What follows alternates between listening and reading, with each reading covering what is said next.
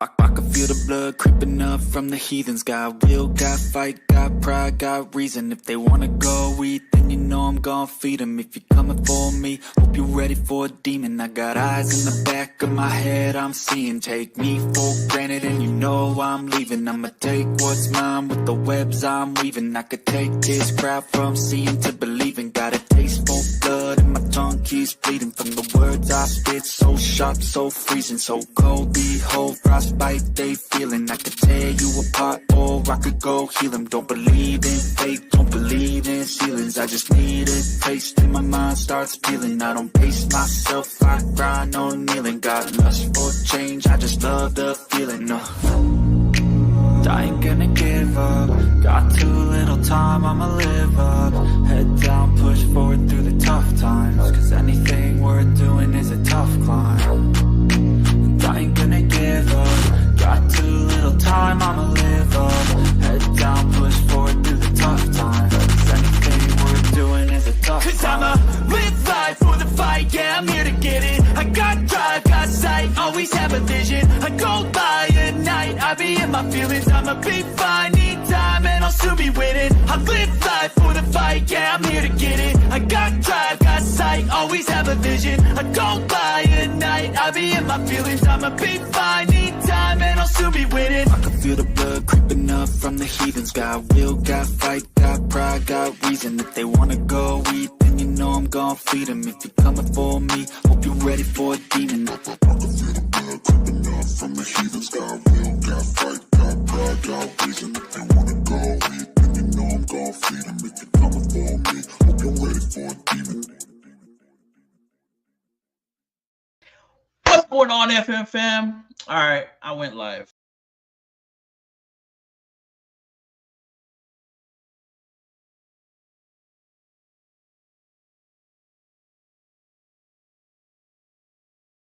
Just kidding.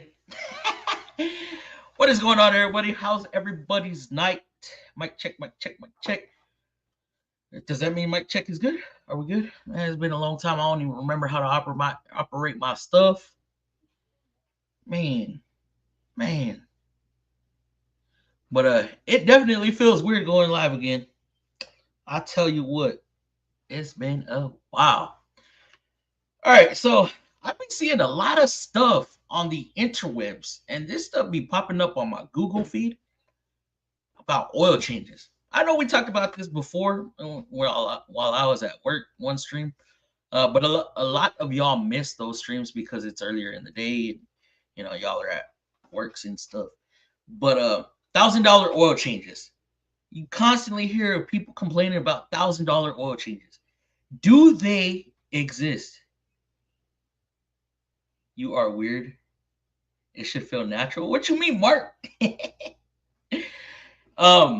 $1,000 oil changes exist? Maybe so, but not on I'm gonna call this a normal vehicle, meaning not a supercar or not one of them higher end vehicles like, you know, Maseratis and all that stuff, right? Where they use special unicorn blood and stuff.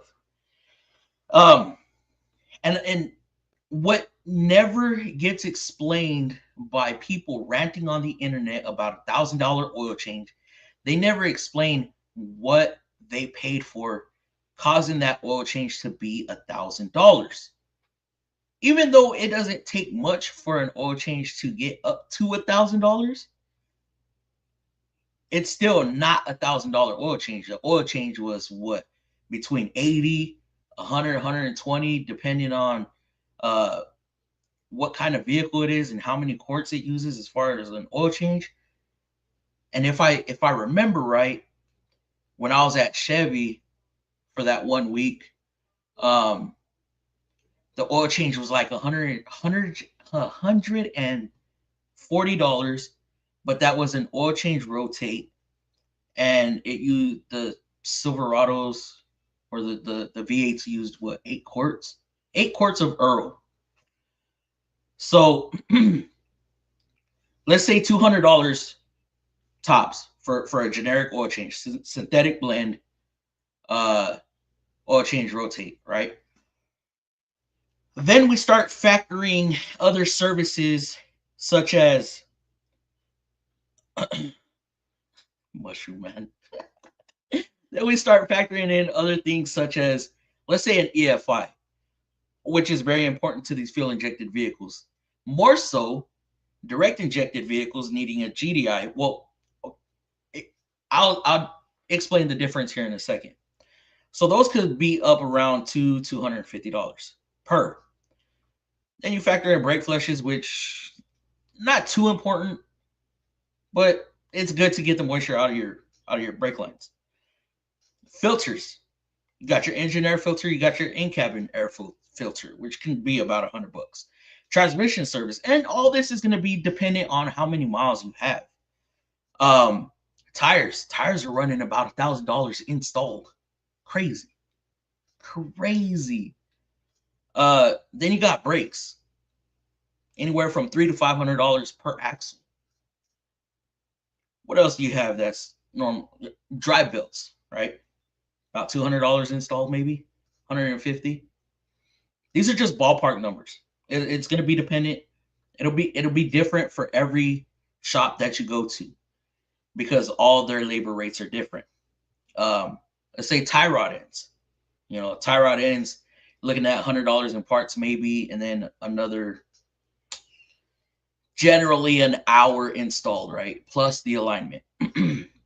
Alignments, I didn't know this because my shop for the longest time was charging about $60 per alignment. And then we found out other dealers in town, not only Nissans, but every other manufacturer was charging up around $150 for an alignment.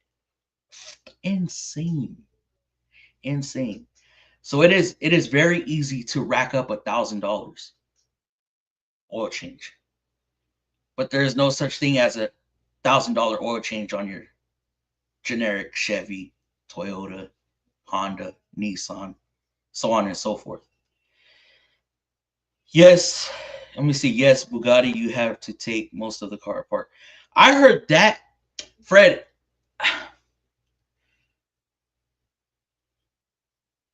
Now this was 15 years ago when Bugatti was starting to become, or not starting to, but when they came out with the Veyron. Wasn't it like $100,000 oil change? Because you had to ship the vehicle out to where's that Bugatti? In Germany, I think. You had to ship it out there. Then they did your oil change and shipped it back. If I'm wrong, correct me.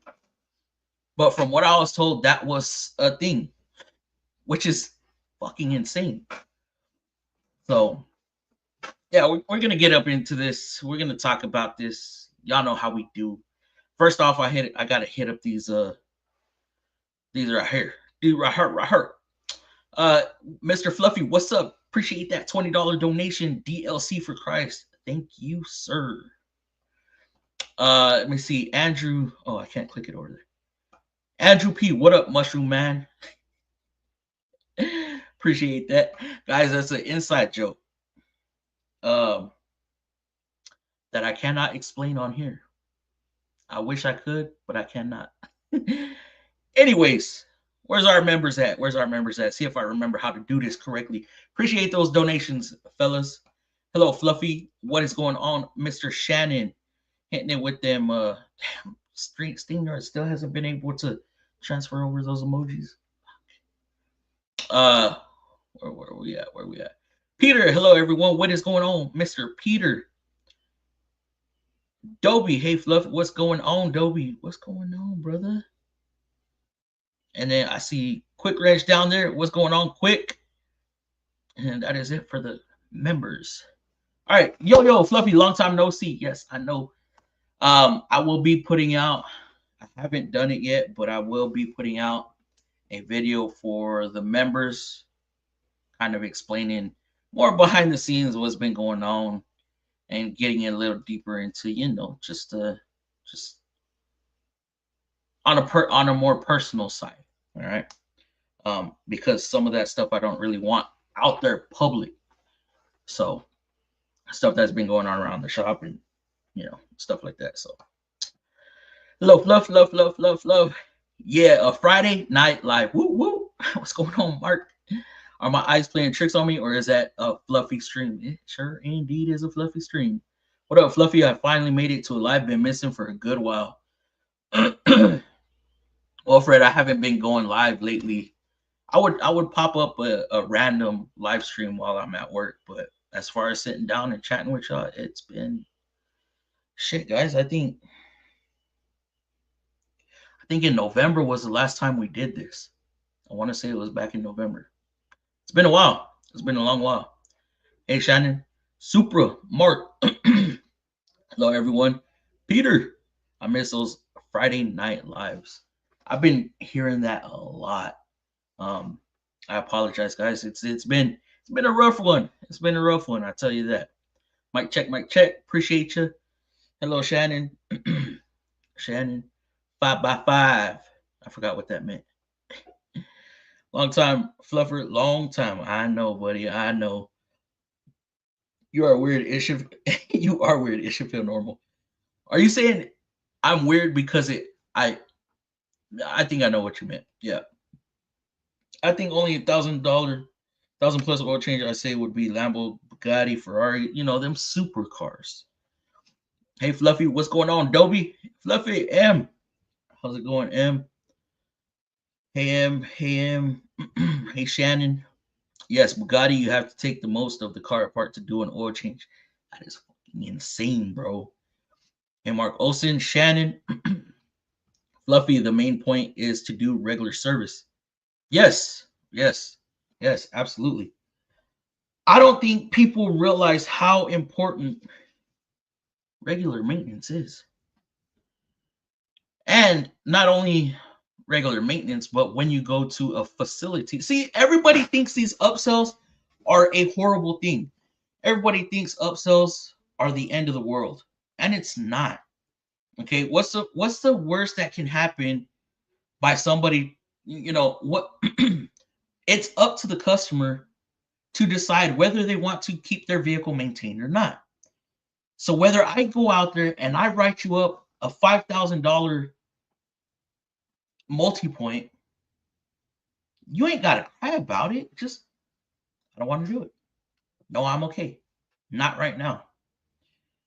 Instead of going out on the internet and just batching every shop that tries to upsell you needed maintenance on your vehicle because you have 110,000 miles on your vehicle and you've never done anything. I don't understand that. And then, you know, I've heard JT talk about like how much it costs to maintain a vehicle, right? How manufacturers, oh, it's filled for life, this lifetime fluid, this, that, and the other. I know y'all seen on the MSRP or on the retail sticker that are on the windows when you first purchase, yearly maintenance cost $800. For what? You know, everybody wants to be the cheapest to maintain their vehicle when it comes to manufacturers. Manufacturers not factoring in the service intervals that are needed at certain mileage.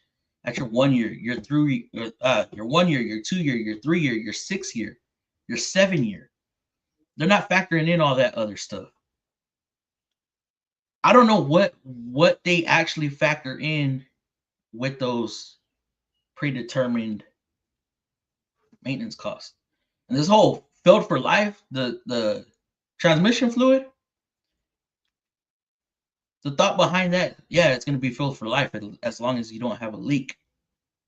Doesn't mean that vehicle is going to, or that fluid is going to be A1, like it drove off the showroom floor at 60,000 miles as it was when it had 1 mile on it. Fluid degrades, fluid breaks down. And that is why we perform flushes on certain fluids so that we can get the proper additives back into the fluid, fresh fluid, unburnt fluid, fluid that isn't breaking down anymore. Because once your fluid breaks down, that's it. You start getting wear, okay? Especially on on transmissions. Transmissions are a big thing. You do not want your transmission fluid to be burnt. You don't want that fluid to be broke down. In a CVT, it is the utmost important to get your CVT fluid exchanged as frequent as possible. As early as 20,000 miles, as late as 30,000 miles. So I don't know if y'all know, but you know that belt that's in between those pulleys, when it gets hot and it's in that transmission, there's an additive in there to make it kind of sticky so that the belt don't slip. Once those additives break down and that fluid starts breaking down, that stickiness goes away. And that's when you start getting belt slip. I don't think a lot of people know that. That's why it's so important on CVT transmission to get that fluid changed out. Man, people sure do like to cry about that. I cry about it, but I have to do it myself. The quick oil change places where I get my inspections done, they charge $122 for synthetic oil change. Yeah, that's crazy. I wonder how some shops are charging like $30 oil changes and shit. That blows my mind. Brake flushes count if you want long-term use. Yes. You do not want moisture and rust inside your brake lines. What up, Quick? How's it going, Quick? Hey, Dave. Quick Wrench. Hey, Dave. If a safety inspection is included, an oil change could cost $1,000 to fix the problems found. I don't know, but I wish customers would think this way and be like, I don't know if y'all saw the short I put out the other day. Customer came in. I didn't put this in the video, but they were hot. All right. Customer was hot, heated, that kind of hot. They came in hot. She was apparently, we've been slow for quite some time. Apparently, she'd been turned away the past 2 or 3 times she came to the shop. I find that hard to believe, but whatever. So they give it to me. Hey, Fluff, it's an airbag check. Okay, I look in the system. Damn, she barely got written up 15 minutes ago. What's the rush? There's a couple vehicles in front of her. It's a heat case. Why? Oh, apparently she's been turned away. Why? She didn't like the wait time or what? It's a shop. If there's other people in front of you, for every car that's in front of you, you got to factor in 30, 45 minutes just to get into the shop. And when all the guys inside the shop are dealing with bigger tickets, that sets them back a little bit. It's not such a bad thing for a vehicle to wait overnight. But it happens. And the customers are mad. Anyways, I get the vehicle in the shop. I look at it. Side curtain airbag, passcode. I can't do shit about it. I request DIAG to check the connectors, which involves dropping the headliner. And it was declined. But during my multi-point inspection, I found a fuel leak. It got declined. She declined to move on with the diagnosis because I saw a fuel leak coming down the side of the tank. I saw fuel coming down the side of the tank. I don't know if it was a gasket that was broken, the fuel pump, or the fuel line. In the past, I've had fuel pumps crack on the spout, on the nipple, on the top of it, hairline crack, and then fuel would come out of there. But I didn't want to shotgun a fuel pump and then be wrong this time. You know what I mean? Because I've only experienced it 1 or 2 times. It got declined. Crazy. You have a fuel leak. But it is what it is. It is what it is. And from my understanding, she was still upset. Man, I got your car looked at in 30 minutes. I brought it in, did my inspection. You had your estimate in 30 minutes.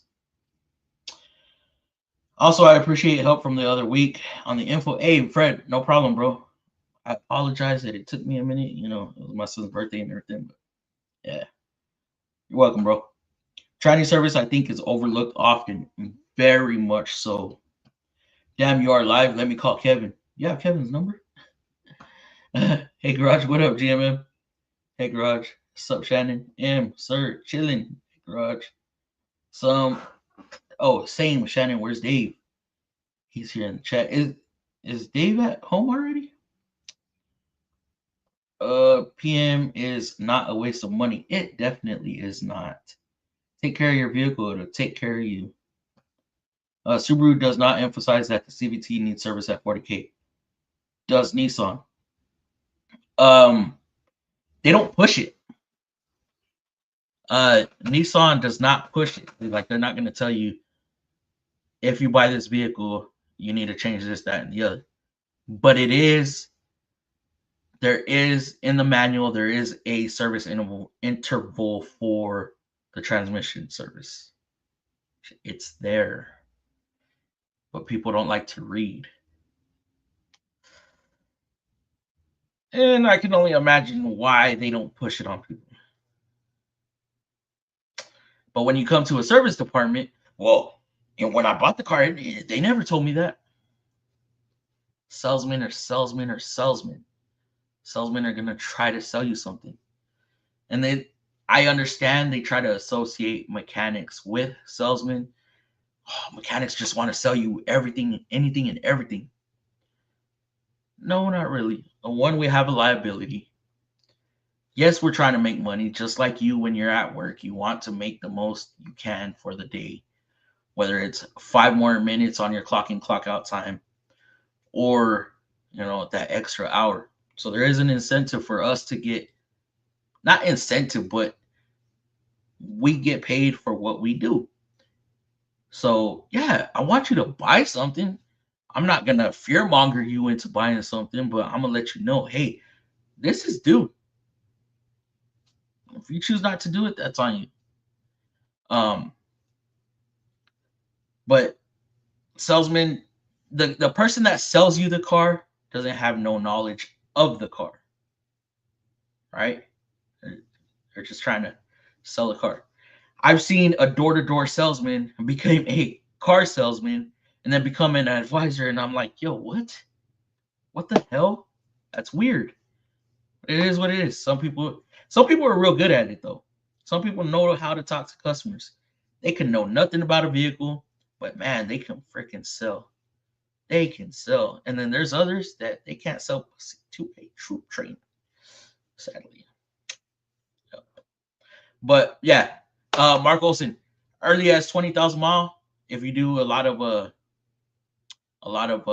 driving, hot driving, long distance driving, harsh driving, hard accelerations, stuff like that. And then if you're moderate with your vehicle, 30K. That's what I tell people. Yeah, people could push it out to 40, 50, 60K, but once you hit 60K on original CVT fluid, man, that stuff stinks. That stuff stinks. Almost as bad as diff fluid, but man, CVT fluid, once it starts breaking down, man, that stuff is nasty. Hey GMM, what's Fluffy's oil brand of choice? Free. We use Mobil 1 synthetic blend, and that's what I put in my vehicles. Haven't had no issues with it yet.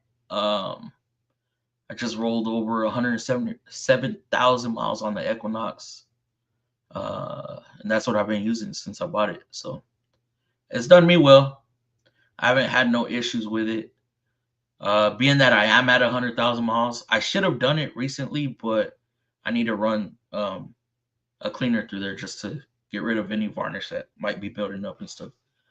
And especially inside that turbo, I need to get it cleaned out. But yeah, I haven't had no issues with that oil. Sticky like Meckles, a la way. Meckles might be a little more stickier than that. That belt, Fluffy, you mean the rubber band? Well, some of them have a band, some of them have a chain. I mean, they're both metal, but one looks like a bike chain, like a linked chain, and then the other one looks like a belt or a band. Hey, Chris Orr, man, dude, I remember when I first seen Chris's picture a couple years ago. I thought his picture was a sky, and then it took me a while to realize that it was some steak. What up, bro? What up, Justin? How's it going, brother? Hanging in there, Chris. Oh, hey, Justin. Hey, Chaka. Hi, Shannon. Sorry, been a while. Emily, hope everything going good. Having to find a way to get Snap-on pen. So my $2 and diesel scanner.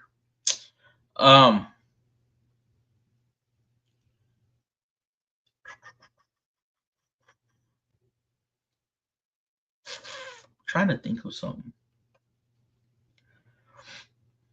Have you got in contact with that Snap-on rep and see if somebody wants to buy that stuff off you?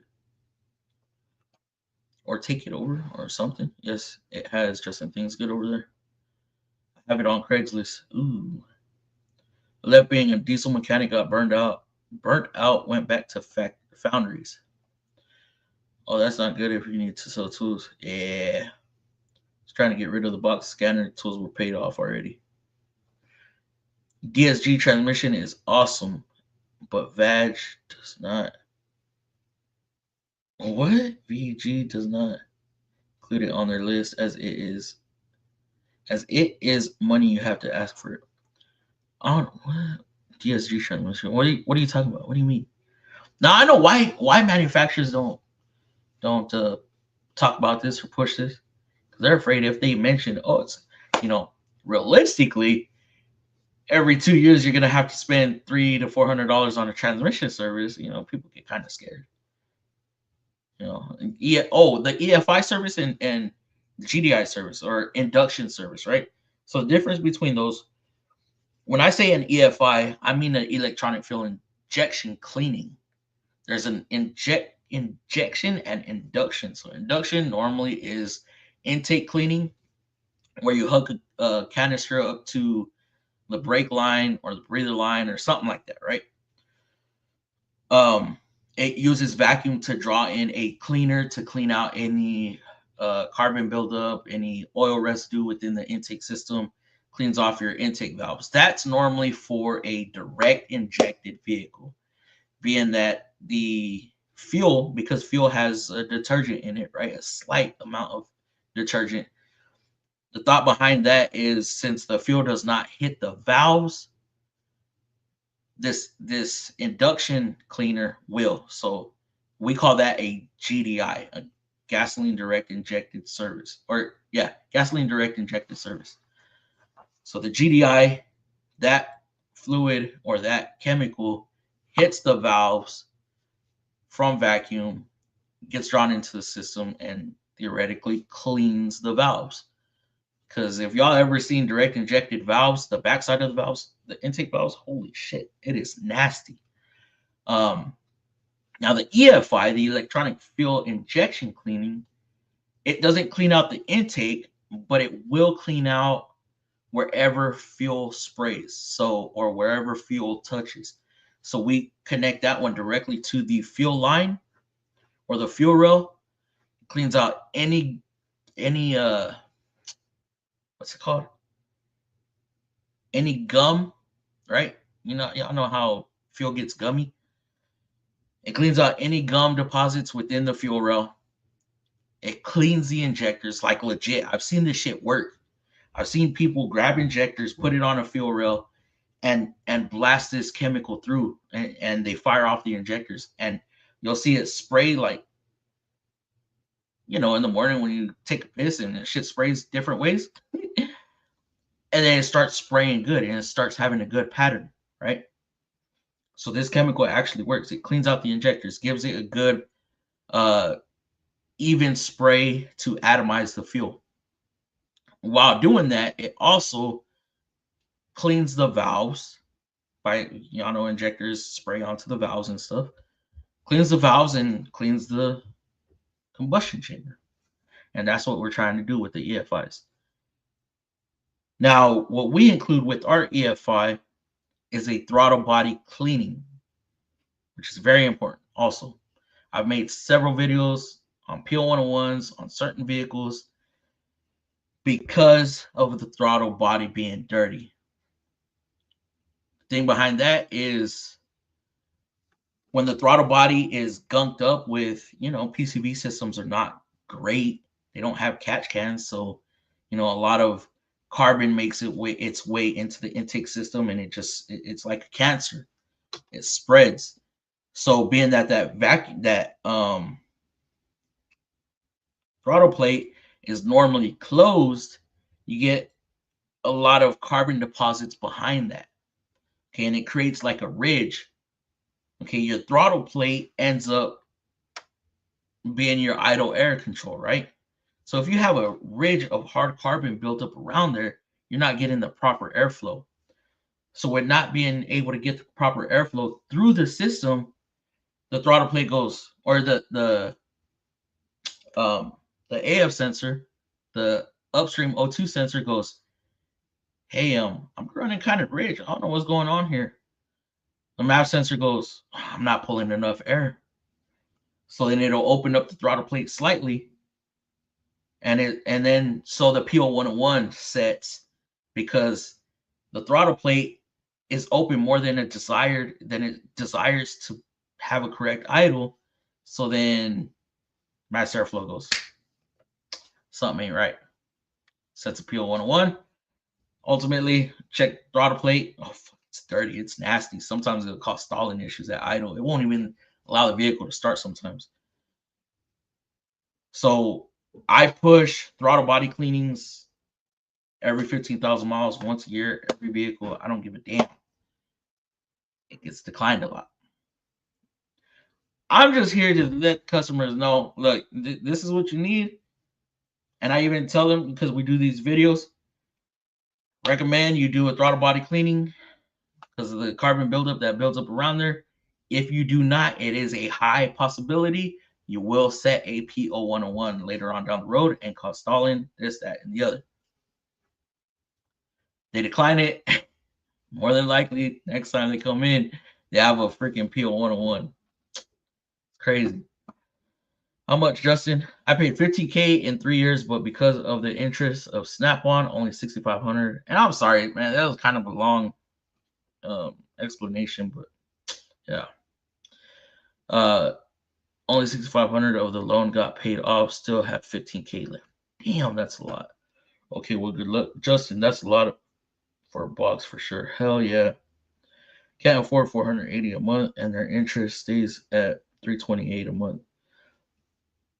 Yeah, so that's crazy, Justin, bro. That is insane. $480 a month. You were doing $120 a week. Can you settle for a one-time payoff amount? Yeah, I'd say dump the box. It will take forever to get it paid for. The fuck did you walk into that, Justin?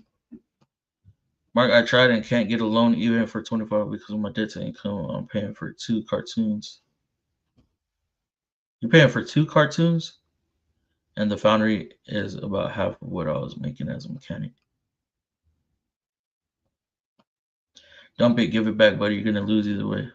Yeah. Car loans. Oh, car loans. And I'm making 17 an hour now instead of 30 an hour like I was. Damn, bro. Problem is they are saying I have to give everything back, not just the box and scanner that I have paid. Wait, hold up. So you had tools on credit also, not just. See, that's why I fucking hate Snap-on. That fearmonger bullshit. It should be whatever. They should calculate whatever you haven't paid off, which was the box and the scanner, right? You said all the tools were paid off. Rightfully, that's yours. Technically, you could fucking just get your tools out the box, go drop it off at the fucking Snap-on dealer, just drop it there and be like, dude, whatever. Because when they repo your stuff, if their tools ain't in there, well, they ain't in there. But when they repo your stuff and tools are in your box, they have the right to your tools. Thumbs up if you love a fluffy Friday night stream. Yeah. Appreciate it, Mark. Snap-on being shady for sure, bro. Give the box back and stop paying them. Simple as that. Volkswagen. Oh, vag. Austin. Vag. Hold on. What are we talking about there? They won't just take the box and the scanner monkey Garage, that's what's messed up. DSG is dual clip. Oh, gotcha. Michael Watts, can we get more like in here just popped on? Yeah, bro. Yeah, bro. Hopefully we start doing this more often. Justin walk that bitch out to the truck and tell him no more money. That's what I'm saying. Fuel additives do help keep the throttle body clean. That's for sure. I was thinking about that. Man, that sucks that you're in that situation, Justin. Is Quick Ranch up in here? Yo, you know who hasn't popped in? Mr. Turner. Mr. Turner. Mr. Sayer.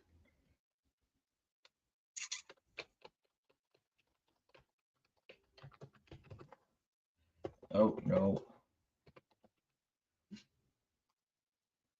I just realized it. And you know what? I don't even have that man's number. I was just thinking about that. I cleaned out the box already. It's in my garage. And if they went in, they are on 2 different cameras. So they couldn't just take what they want. He changed his name again. Watched his live a couple days ago. Really? Yeah, I think, man, I can't ever comment. It does not allow me to even view his comments or comment on his videos. I do not know why. I have no idea why. I'm not blocked. I mean, we've talked about this, but it just does not allow me to. Now, granted, this is on the phone. It doesn't let me do that shit. I don't know why. He's the only one that it won't let me. Everybody else, every other channel, will let me.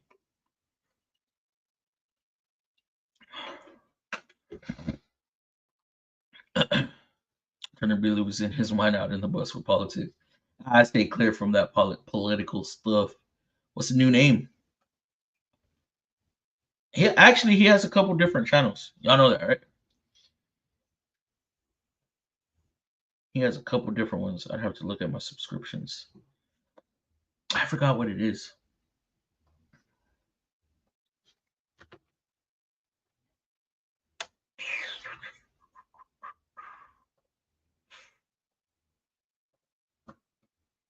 I thought that.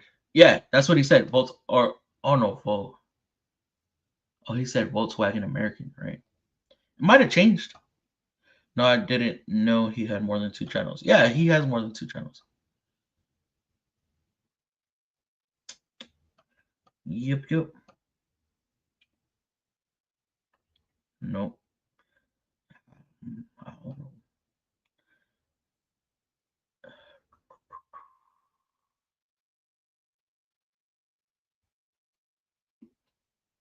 Yo, who saw that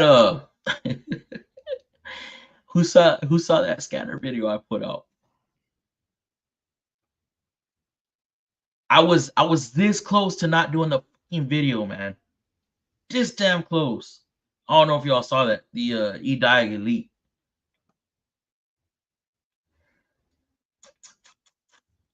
And me, I make those videos on the fly. I don't they'll give me like a week or whatever. I don't take the whole week because all of these scanners do about the same shit. So, and I've noticed that depending on the price point, you get your 5 resets, right? Or your 15 resets, or your 27 resets, or your 32 resets. This damn DIAG Elite, man. I plug it up. I'm like, yeah. No subscriptions. Plug it up. Just got done doing a mass airflow sensor. The fuck, there's function tests. There's no work support. Work support on Nissans is the most important thing. That's where you allow. That's where you set your timing. That's where you set your idle air control. That's where you set your idle speed, your throttle position. What else is there? Like self-learning. You clear the self-learning on the AF sensors and stuff. That is so important to set clutch points on the transmissions, and this scanner just didn't have it. And I messaged them. I'm like, yo, this scanner don't have what I need it to do. Like, I was like, fuck it, I'm gonna post the video anyways. And I like stressed it in the video, like it's a budget scanner, it's a hyped up scanner. It is what it is. I use the DIAG Plus. That's what I go to. DIAG Plus. That's the one. That's a little bigger one with the cord on it. Been using that. Subscription is about to run out, so I'm like, hopefully they send me another one. But yeah, that was a horrible video. I could not believe it. I was so upset at that.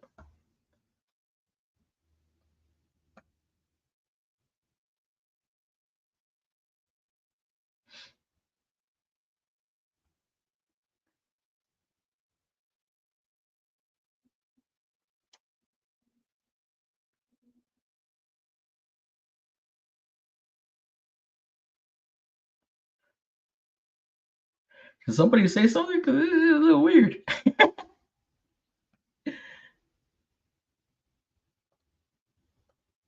I almost feel like my comments ain't working right now.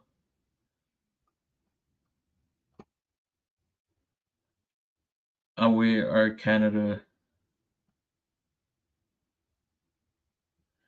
That what? I am. Our Canada is one of Sears. Wake up, people. That's what I'm saying. Everybody done fell asleep. I am. Really? What the hell? Wake up, people. Somebody get a hold of Dave. Somebody call him. I am. We are Canada. Everyone is talking about Turner.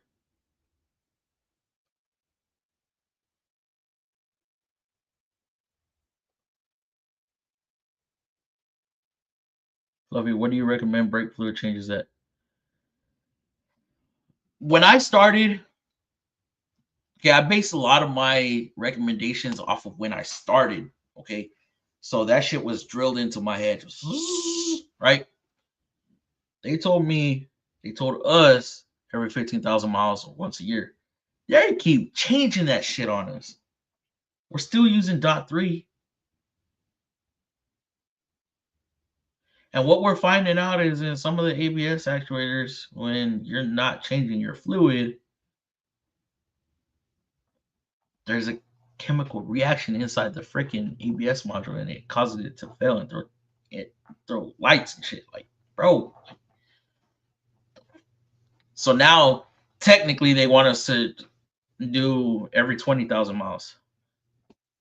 Why do y'all keep stretching this? I'm like, you know what, man? Fuck this. I'm doing once a year, 15,000 miles. I'm sticking to my guns. I'm sticking to what I know. I'm sticking to what I was taught. Once a year, 15,000 miles. Same thing as the EFI. Once a year, 15,000 miles.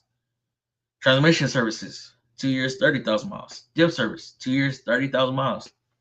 The only thing that gets pushed out to 60K, 100K is the coolant. We have a green coolant, which we don't use anymore. The pre-2010 vehicles used green coolant, generic 30K fluid or 30K coolant. But if it has blue coolant, between 60 and 80,000 miles, I was told 100,000. That coolant was 100,000 miles. But they're switching it up, saying that now it's 60, between 60 and 80. And then, of course, spark plugs at 100,000.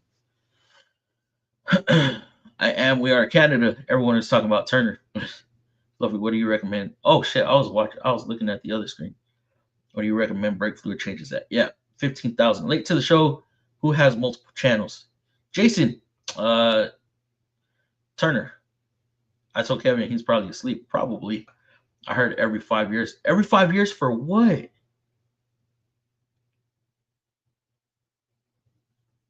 For what? I recommended 2 winter change on brake fluid. Just told the PTT crew. Yo, I had blue coolant for my Subaru I owned. I wonder if it's the same blue coolant that Nissan was using. They call our coolant long life coolant. And then in the EVs, they call it extra long life coolant. Brake fluid every 5 years. Yo, Justin, have you seen brake fluid after a couple years? That shit like, what? Looks like caramel. Not the consistency of caramel, but it looks caramel as fuck. I'll go sooner. Yeah, hell yeah. And it's kind of annoying because BG switched their brake fluid from a clear. It used to be real clear. So they switched it from a clear to a, it has a, like, looks like beer, right? The consistency of beer.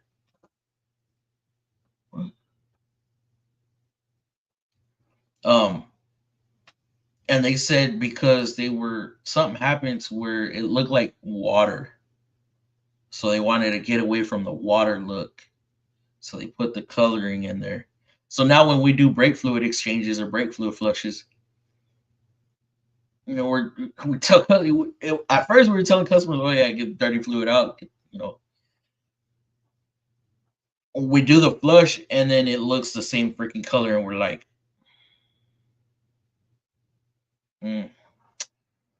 man, I don't know. No, I haven't seen brake fluid after that long. It doesn't look pleasant. Dot 4 looks yellowish new. They have clear. Our Nissan Dot 4 fluid, because we had a recall on brake fluid on the Muranos and Quest.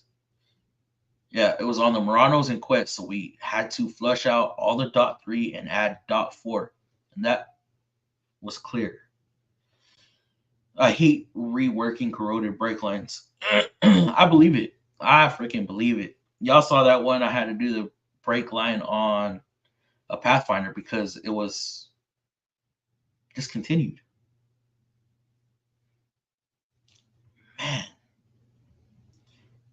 Man. And that's the problem we're running into right now is discontinued parts. I freaking hate it. I've had to replace brake lines that because they rust out being in Wisconsin after 19 years average. You'd think that they'd find a solution to that, right? You'd think they'd find a solution to keeping brake lines from rusting or brake lines. And they haven't. Keep frames from rusting, putting a coating on it or painting them or something, right? That's wild. GM just switched to BG for carbon top end cleaner. How do they do that? How do they get 10 years? How do they like what's their process? Can't find it. I know I've seen it. I've been seeing him post hella videos. Like normally his shit doesn't come across my my recommendations, but been coming across my screen a lot. Nickel copper lasts pretty good in Wisconsin.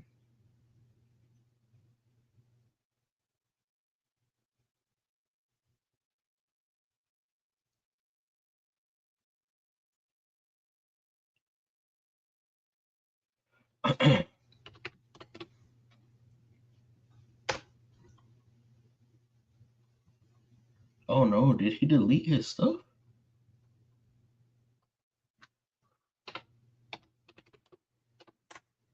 Oops.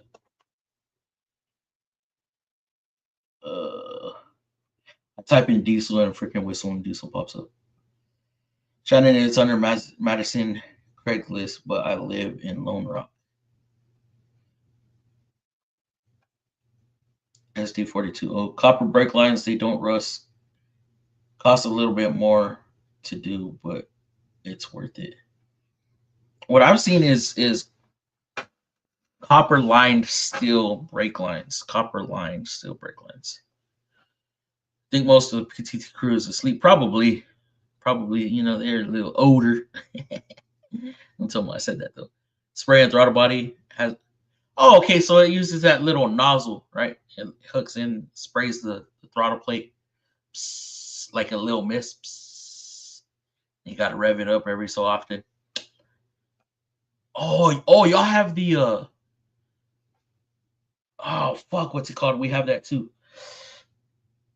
But we hook our canister up to the brake line or the brake bib on the intake for the booster line. Oh, what the fuck is that tool called? It's a long rod and it uses the air hose and it has the little screen on it with the timer. Yeah, we use that.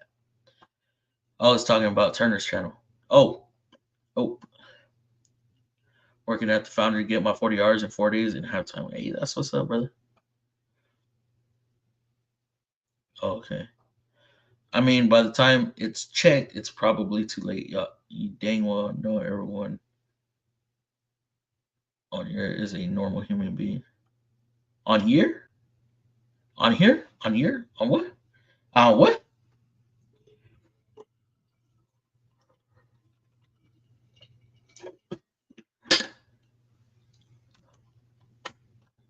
I'm gonna check something right quick, guys. Yep, sprays in it. Yep, junk. You don't like it? I have not seen. I haven't actually checked out if that shit works or not.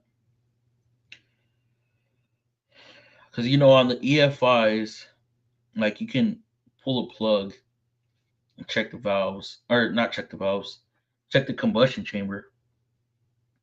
But on like the intake cleaner stuff, the decarb, I haven't checked that.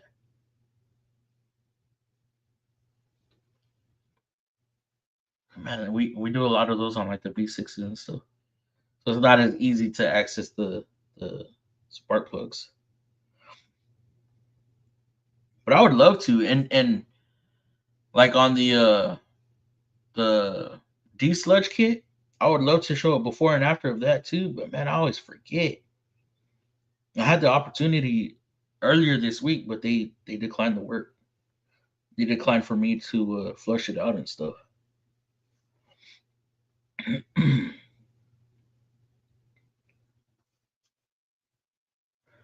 Yep, junk. I just used good old carb cleaner and got grime off. It was a 16th inch thick before same with EGRs. Damn, dude, that's crazy. The throttle control, no, it doesn't work any better than GM cleaner. Wasn't there a was there a recall for that? I'm guessing you're a GM tech, right?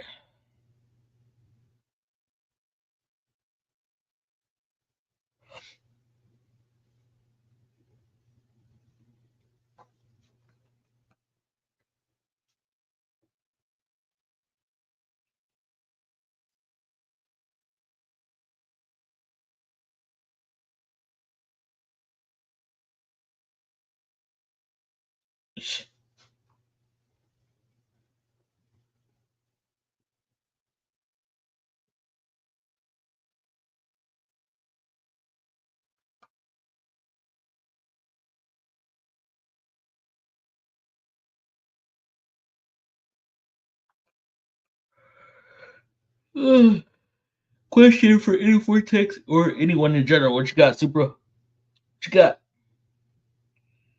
Hit us with your best shot. Yes, GM Tech, there was a bulletin. Oh, okay. Do y'all get any incentives off of BG that you didn't get off of GM, the GM product? I'm curious if you don't mind saying how much y'all get for BG incentives. I'm gonna take a nap, brothers. Going fishing tomorrow. What the? It's still snowy up there. Hopefully dinner for tomorrow, but who knows? Oh man, dude. I remember back in the day when my pops used to take me fishing all the damn time. Oh my goodness, dude. I hate it. I hate it now. That's something I haven't shook. I don't have okay, look. Being a freaking flat rate technician, you lose all sorts of patience. You lose all sorts of patience because you're just always, rushing, trying to do shit as fast as possible. And I've noticed over the years, my patience is like that. So sitting there waiting for a fish to freaking, right? Nah, I ain't fucking waiting. I am not waiting. I hate that shit. and like traffic too. You ever been on a test drive and then come into traffic and you're like, fuck, knowing you're not getting paid for the test drive? Fuck. Been a couple times like I'll be behind an accident. I'm like, oh my God. Takes me 30, 45 minutes to get 1 mile down the road, man. That shit's annoying. Rest easy. Carb cleaner is okay, but additives make the carb cleaner less needed. Speaking of that, the additives, like the 44K, y'all heard about the 44K, right? That's supposed to keep the cleaning process going. Does that actually work? Has anybody seen like long-term benefits from that? So I'm still tinkering and helping people with their vehicles. Just need a way to put it out without social media, just to help people out. I mean, social media is going to be probably the best thing, bro. In all honesty. I mean, like, oh man, Justin, just freaking start busting out videos off of what you know, off your vehicles. Just fucking start explaining different systems or how different components work and what it does on a vehicle. Bust that shit out, man. Put yourself out there. Instagram, TikTok, Facebook, everywhere, bro. Have a good night. Have a good nap, Garage. Yes, sir. Vic's Reviews. Good day, Fluffy, and all. Happy Friday, Vic, Australia. Damn, it's daytime over there, right? What up, Vic? Service advisors won't sell it. Really? Why not?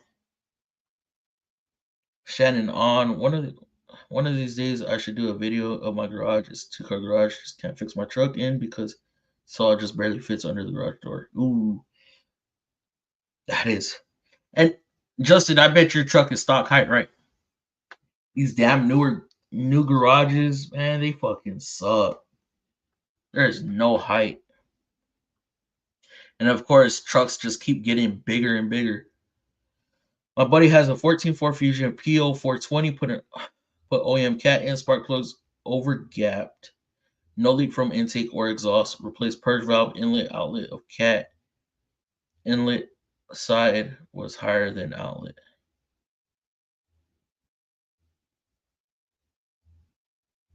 PO420.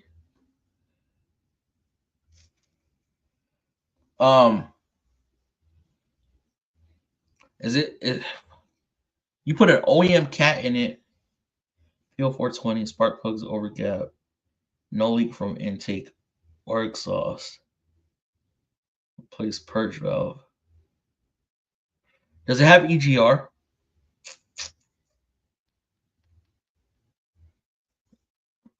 No fuel injectors leaking. It's not a turbo. It's not a turbo one, is it? Take care of money. I believe they spent $2,000 on chemical and they still have almost all of it. Dude, what? Hell no. I have to tell my wife to post it for me. Yeah, man, just get yourself out there. Like I was saying, put yourself out there on the social medias, like making videos, just simple videos.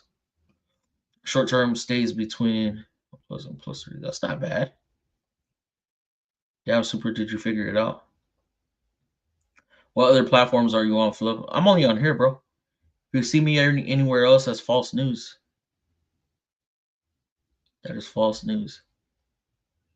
You can kind of tell if you ever wonder if it's me or not. All you got to do is hit up the comment sections, and y'all know the way I respond to them trollers. O2 reading with inspect. Yep, stock height. My truck has stock 20-inch rims, 33-inch tires. I bet you could do awesome videos. Shannon? What kind of video is Shannon gonna do?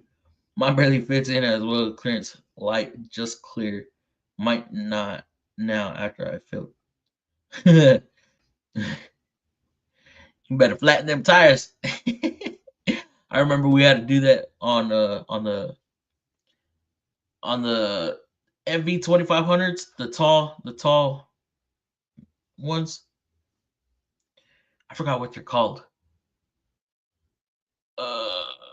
But yeah, I had to flatten the tires fucking like 5 psi just to get it into the shop one time. This is when I worked in our fleet department because it was normal. It was It was an office building turned into a shop. At Mark, I'm not sure about awesome, but it sure brings comments. What do you wait? Hold on, Shannon. Are you posting videos? Do you post videos? No. I'm confused. Yeah, I'm always tinkering at home. Took me 3 hours to clean the garage today. Yeah, see, you could just freaking post whatever. Whatever. There are going to be, and I'm gonna put this out there. All right. 8 million, 4 million, 12. I don't know if he's getting rid of his veterinarian channel, but y'all know Demolition Ranch, right? Matt Carricker out of Bernie, Texas, posted his last video on YouTube today. I don't know if y'all are into that stuff, but he had 4.4 million followers on his family channel, and on his Demolition Ranch channel he had like 8 million, which his last video is coming out tomorrow, Saturday. I'm legit hurt about that. I almost teared up, man, when I heard about that, because everybody, if you're into making content and stuff, you want to be like these guys, right? I've been watching Demolition Ranch for quite some time, like 2014, 2015-ish. And I was like, man, he's quitting YouTube. I understand why. I get it. It's kind of the reason why I stopped going live on Tuesdays, was to be with my son before I put him to bed and stuff. And with his kids getting older, and it's like when you do YouTube, it's all YouTube.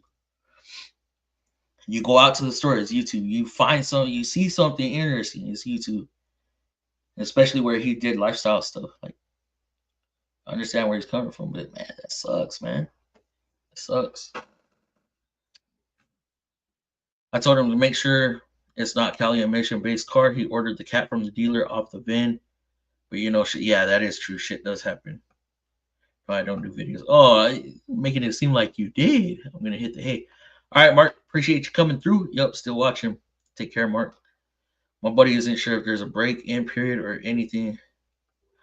I doubt there's a break-in period. How are you so sure there's not a there has to be something with the O2. Did you replace the O2 sensor? Sleep tight, everyone. You too, Mark. I was saying, if I did do videos, they would bring me some interesting comments, I'm sure. I mean, not nice ones. Hey, fuck it. I'd be posting some. I post some borderline sketchy shit sometimes. But I know I can get away with it. I know what I'm doing when I make these videos. And if I fuck something up, I'm not gonna post it, For a catalytic converter fault, should clear after 3 startups on its own Supra. Night Mark, the Fusion is turbocharged. No, there's no turbo leaks, wastegate leaks, cracked housing, nothing. Are you sure? Have you smoked it? Okay, turbocharger makes it a bit different. O2 sensor. Maybe O2 sensor is not reading correctly. That ultimately, that one's the one that's reading the cat efficiency.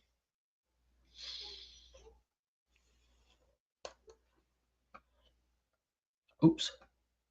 You don't have any fuel system issues?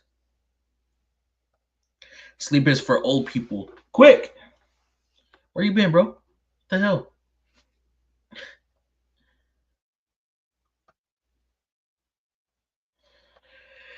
I'm getting old, guys. I'm 32 years old already. I'm about to be 33 this year, man.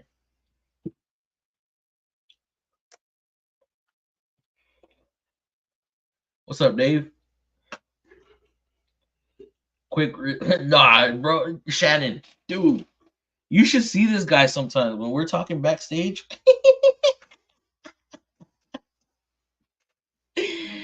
It's just talking with one eye open, barely making it. And then he gets up at fucking 7 o'clock in the morning and he's turning wrenches the next day. I'm like, dude, you're crazy, bro. You are crazy.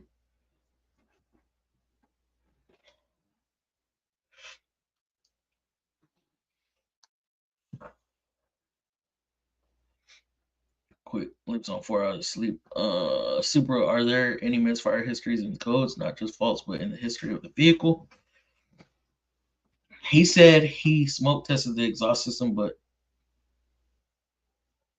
oh.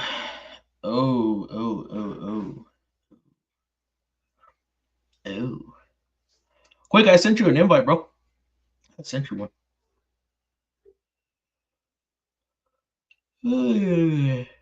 I'm getting sleepy myself. I had to change up my whole freaking routine, man, too. I wake up at 6 o'clock in the morning now. I used to wake up at 8. Now I wake up at 6. Take the kiddo to school, get him ready and all that, get him to school. Man.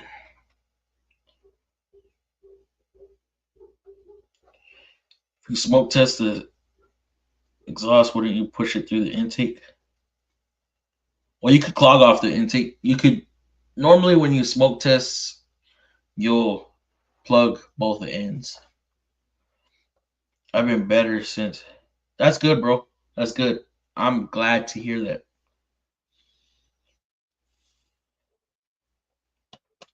Oh, shit.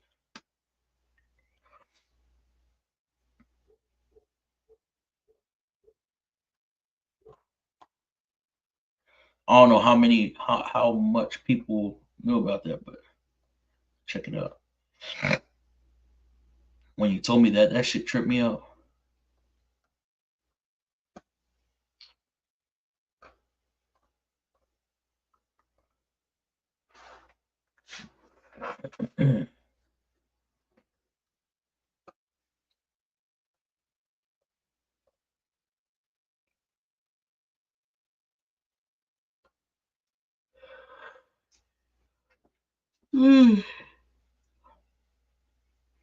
Somebody save me from myself, man.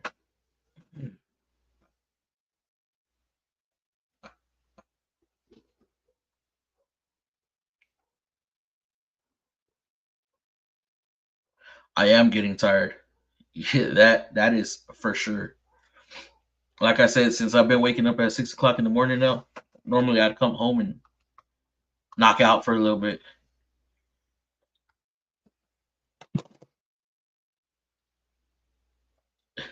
Dude could have called you Mexican jelly, right? I just hate when people come in and try to talk shit. But no, says, oh hell no! What the hell? The last time I woke up at 3 a.m. I went to a funeral. And the time before that, I didn't get sleeping. I drove to Missouri like that. Missouri. What up, Quick? Same old. What up with you? Oh, not much, man. You know, just here. Just here. I'm surprised nobody's taking over the Friday night streams, man. Nobody's been streaming hardly anything anywhere. I know. I find that a little odd.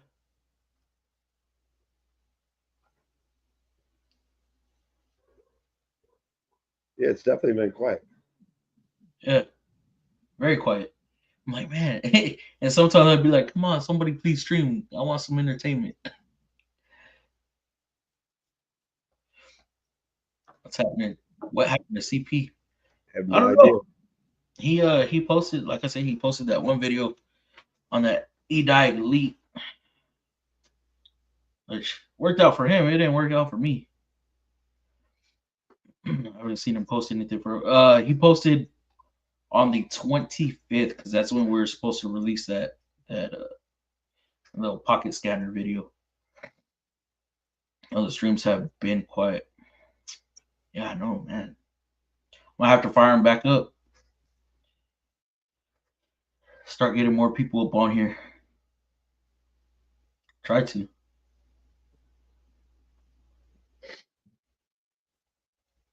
And Turner, have you talked to Turner? Probably a couple weeks ago I did. Huh.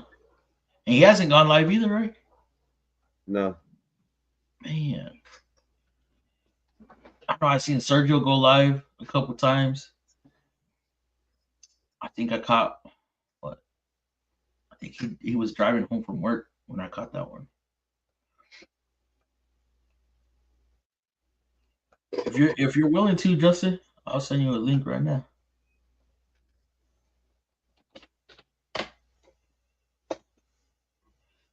Nobody was expecting me to come on tonight. Dave, you still have It was 14. 17, Shannon. It was 17. What's that mean? It was 17 cigarettes I had left. I could go count them. 17. You haven't been smoking? No. Not since your incident? I was back in the hospital again. I don't know if you knew that. Oh no, I didn't. Yeah, I was in the hospital for over 2 weeks. Oh shit, bro. Yeah. They got you on they do anything? Any procedures? They scanned my cat and they said my cat's good so I can play, but other than that, no. No? I had issue with gallbladder. Oh, okay. And then they had other complications. Damn, bro. There should still be 17 in the pack. I don't know. You don't get tempted? Honestly, I don't know. Not really, not much. It's been weird. Every other time I quit, I'd be freaking out by now. Yeah. Okay, where's the voice? I barely can hear y'all on this. You're bugging me this time. We hear y'all. A1. StreamYard changed from the last time that I was on here. You always come in real strong. It's crazy. There we go. Maybe. That's just mic. Nope. Yeah. Let me adjust your mic because you come in really loud. I don't hear like they used to, because I used to be able to turn up my phone. Oh, that's why. Dumbass. I'm a dummy. I was sitting around thinking I was doing my phone call. What up, Fluff? Saw people talking about that impact on video. They're just hating or never touched a tool before. Are you talking about the one where I sent that freaking plug, not the plug, but the fill tube into the transmission pan? Is that the one you're talking about? Yeah, 17. I couldn't remember. Hey, Fluff, any tips for new tech barely hopping onto flat rate? Switched from Kia to Acura from my mentor, the guy who showed me everything. Dealer is slow. It's only been open for a year. No customers. Ouch. That'd be hard on flat rate. Yeah, it's definitely hard on flat rate right now, but If it was just really regular serious about hourly, this, it wouldn't be bad.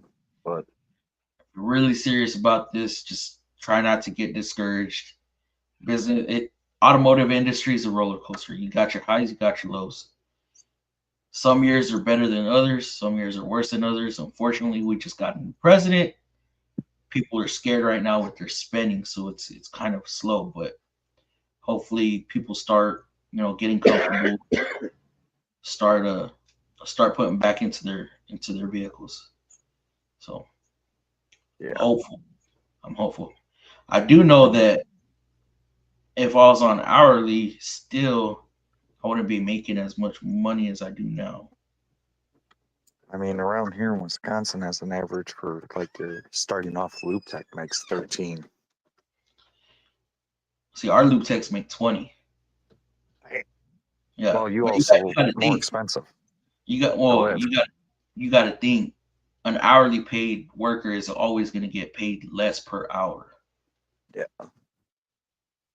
So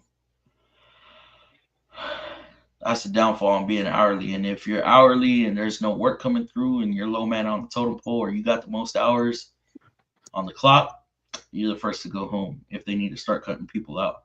Yep. That way they don't end up paying you overtime and stuff. Yep, I get that. Julian, I can tell you, just try to be a sponge, bro. Try to learn everything as quickly and as best as you can.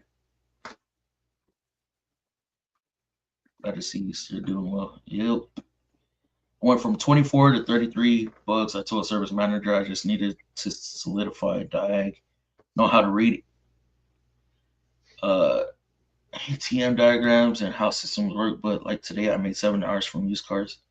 What Shit, are you made more hours than I did, ETM bro. estimate diagrams or? Never heard that. I don't know what ETM diagrams, but I'm thinking that has to do with like like what we have ESMs, or not ESMs, electrical diagrams. Yeah, I know how to read electrical. That's actually a lot easier for me. Yeah. Well, I could read Nissan like fucking good, but yeah, but you've been doing it for 10 years. I look at some other manufacturers' diagrams and I'm like, what the fuck is this? I mean, I got used to Chevy and now Dodge because I use the old Hansen books. Nissans are so dumbed down. Yes, They're I so agree. simple to read. Hey, whatever happened with that road, Dave? It was exactly what you said. Yeah? Oh, Yeah. Y'all fixed it, got it out of there? Yeah, the part was it took a little while to get it from the dealer. It was a slight back order on the part. Yeah. It came in today, so. Pretty fucking crazy, huh? Yeah. We run into a lot of crazy shit with newer cars. That code threw me for a loop. When I did it, they told me, and this was Nissan, because it was still under engineer review and stuff. They told me to replace the oil temp sensor. And I was like, okay, what about the fucking intake or the valve timing code? Oh, that's just that code gets thrown without. And I'm like, You always follow whatever code has the most hits first, and then you follow down trickle throughout all the rest of the codes. Not this one. Really? Yep. That is weird. Ended up being it's a little valve on a coolant line that goes to the CVT. What? They have a sensor on a coolant line? No. It's not a sensor. It's just a little, like a check ball. Oh. Like a thermostat valve. Oh. Yep. Jesus Christ. So it's a complex cooling system. And Dave, if you ever get one of those engines out, just look at all the hoses. Well, you saw all the hoses, all that nest. It's horrible. Yeah. It's a pain in the butt. That's crazy to me. Yeah. Wow. It's bad, but damn, I am learning though. So it is what it is. Like right now, my mentor is trying to have me hop on bearing recall inspection. Yeah. Dude, yeah. Take everything you can get, whether it's warranty, whether it's bullshit ass squeak and rattle, everything you can get. Be hungry, bro. Be hungry. Just don't overwhelm yourself though. Trust me, there's days with the electrical that I shouldn't say wasted. That it was a pain in the neck to follow, even though I was following the diagrams. It took 3 days of 10-hour shifts. Yeah. Shannon, you have a Cougar, like the newer Cougars, or an old Cougar? That'd be for like a 2004 Cougar. Yeah, that era. That's the newest that they made. Yep. I like those little things though. They were nice little V6s. I had we were using my aunt's Cougar at one point, and this was when I was like 13, 14 years old, 15 years old maybe. You know, it was a little hyped up fucking V6. Yep. So I would neutral drop it. Boom. Right?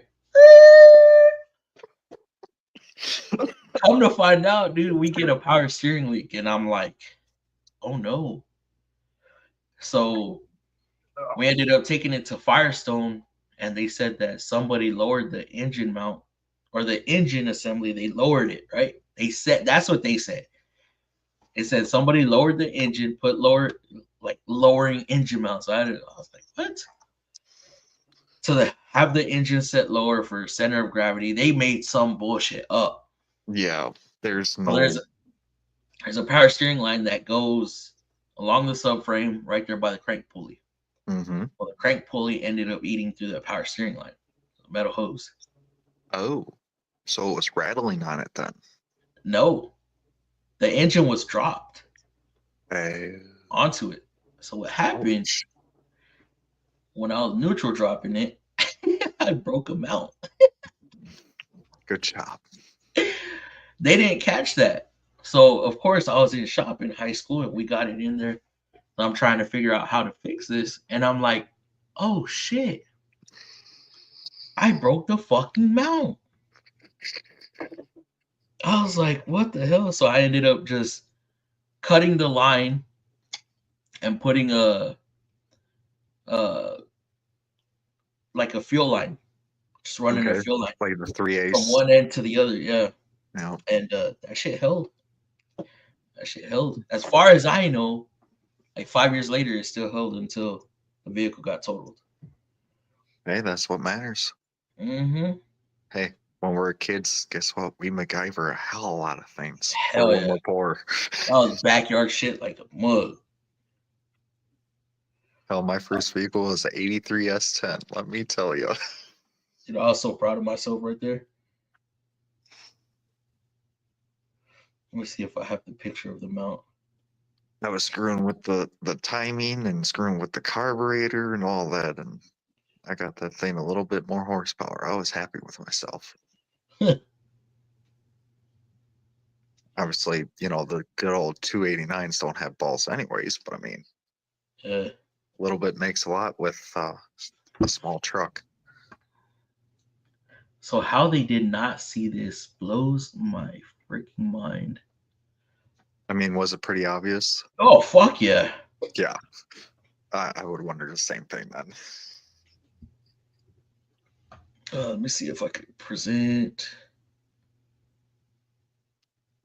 Share screen. Look at that. Oh my God. I did a number on it, bro. You move that engine forward. Oh man, that's a good intro. That's a good break.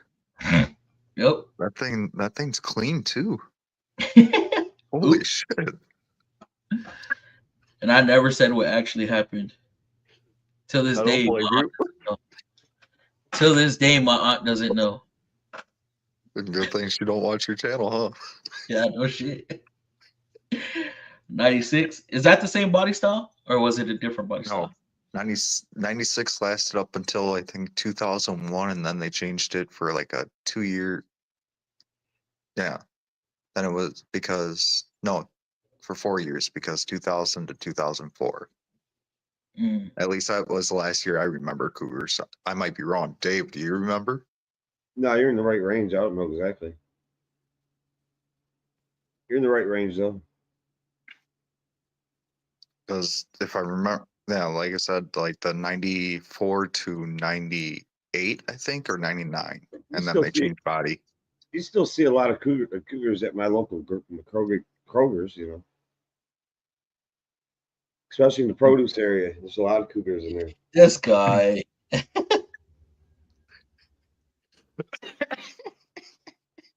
He always had some shit to say.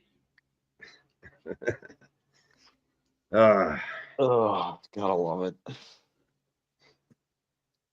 I miss being here. It's been a while. Oh yeah, for sure. 97 was last year for rear wheel drive. Came back in 2000. Okay. So 98 they changed the front wheel. I did not know that. I didn't know that either.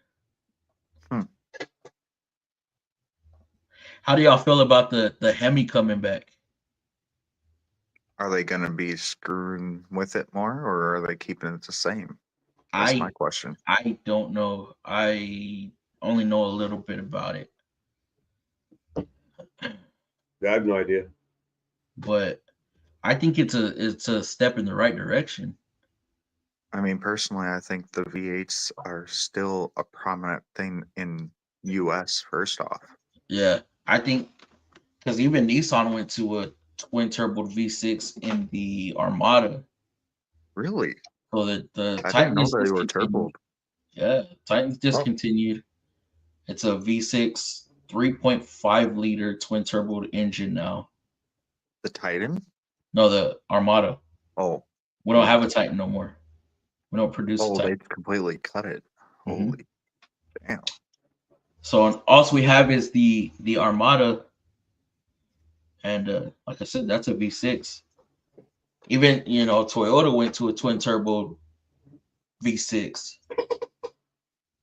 which I'm like, man, Like, I understand what they're trying to do, but at the same time, stop screwing with the trucks. If you're gonna do it, put it in a small diesel or something.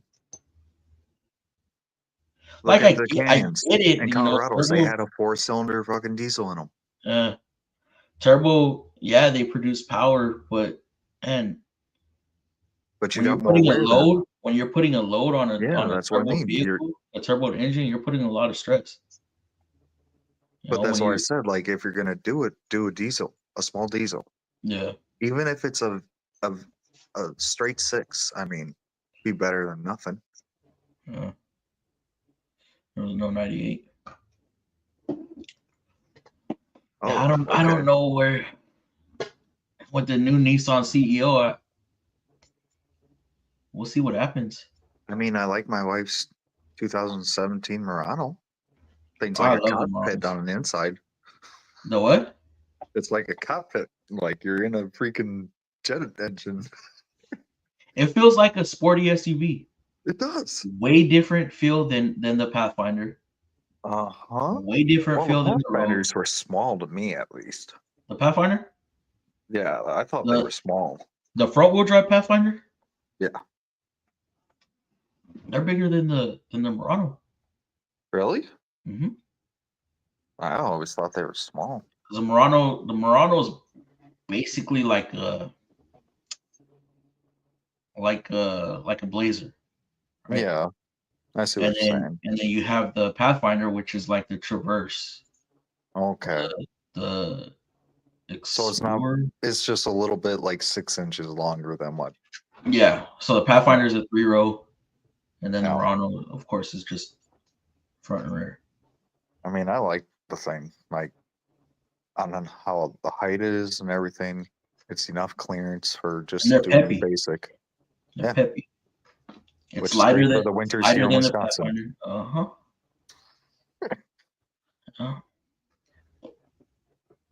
And where I live in the damn boonies, the closest for like towns to me is a 20-minute drive, and then the closest like bigger cities is an hour. And I think Nissan did right by the Murano as far as the way they spec it out, but how they put it together. So it's not a heavy ass vehicle. No. They got the right engine with the right CVT in it. So because that Pathfinder is heavy as hell and it has the same CVT in there. Really, I thought they were supposed to put a different CVT where it's heavier duty. Oh man, same powertrain. God, But being that it's heavier, I think that's why the Pathfinder CVTs. Yep. And with the Murano being lighter, dude, I hardly see Murano CVTs fail.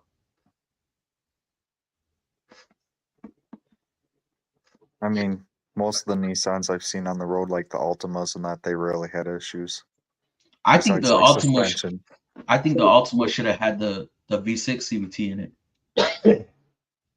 And I think the Sentra and Versa should have had the Altima CVT.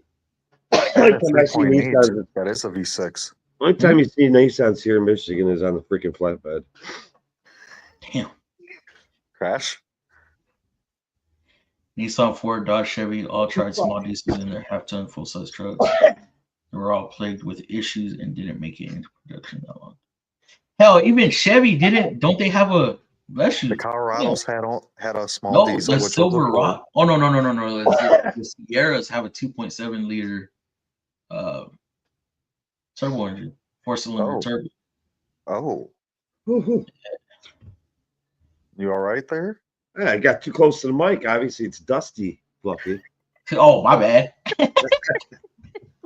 No, I just ever since I quit all my bad habits, I sneeze a lot now. Huh. It's hard to quit smoking cigarettes after 35 years or so.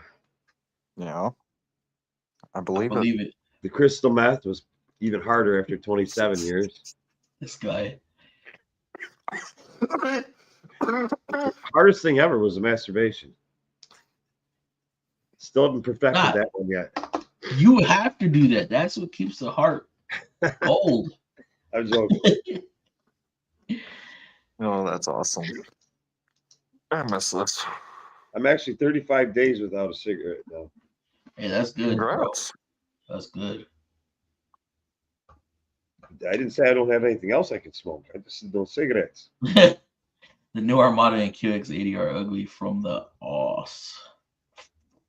That is an opinion that I will not touch on. That I can't touch on. I don't know. I haven't been seeing new vehicles. Not a lot of people can afford brand new vehicles. Bro. Especially with the prices that they're charging nowadays. Oh my goodness. You ain't lying. I know. Isn't it crazy? In the streets, they're filled with brand new cars everywhere. Yeah, but they're sitting on a lot for the next 3 years. No, I'm saying the streets are everywhere. Just everybody's driving. All these people are, I don't know how everybody does it. They're always driving brand new vehicles. I don't know how the hell they do it either. 95% of my neighborhood never has a car that's more than 2.5 years old. They're always driving something new. Like, I think I'm top shit of having an 06 truck. I mean, I paid only $7,400 when it had 80-something thousand miles on it, and everybody else was trying to sell a truck that had like 200,000 miles for 10 grand. I know the feeling. I thought I was top shit when I had an 07 in 2015. Yeah. Like, hell yeah, a vehicle that's newer than 10 years? Fuck yeah. Exactly. That was the Cobalt. I was so proud of myself right there. And the odometer said 60,000 miles, even though the Carfax last reported 90-something. I still missed my my Saturn Ion. I love that little 5-speed. Yeah.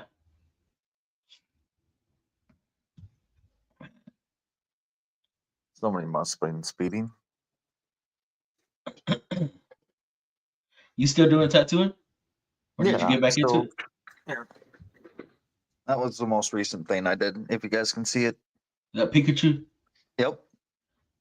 That was the most recent. I just haven't filled in the color yet. I've just been working on so much other things at home, trying to get everything put together. Let me ask you this. Do you remember him having a black tip tail? Say that again? The black tip tail? Black tip tail. Did he ever have a black tip on his tail? No. He never had. Or was that just Raichu? All he had was that little brown spot at the base of the tail. That's it. Okay. And one of them little that. Mandela effects. Yeah. Yeah, he just had a little small brown spot, and then the rest of them's yellow. The only thing that had black was the tip of the ears.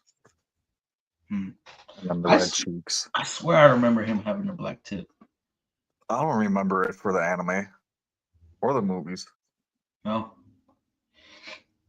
Rocking the 09 Sable and 99 F250. Nothing new here. I mean, that's also coming from a person who used to watch them when I was a teenager, and then by the time I hit 15, I stopped dealing with it.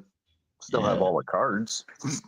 It went, what was it, like 2002 when they came out with the new Pokemon is when I stopped. Yeah, mine are all based from 96 to 98. Yeah.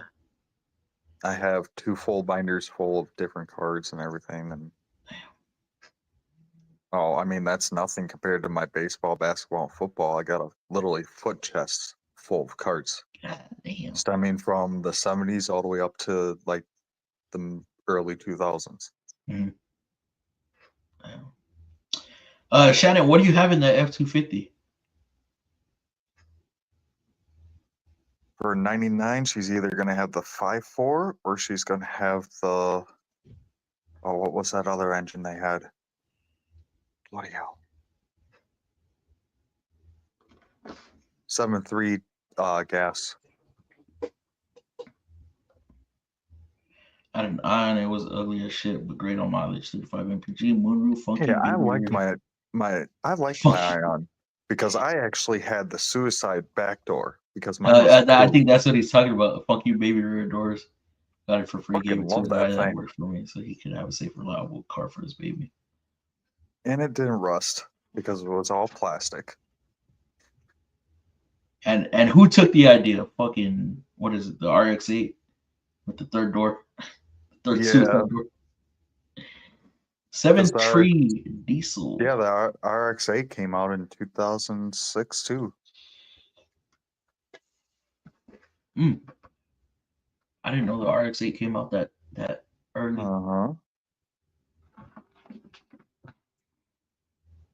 Because I was seeing them when I was still in high school. Horrible ass college kids had them.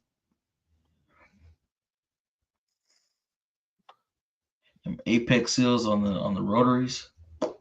So she had the 7.3 Godzilla diesel engine. Nice.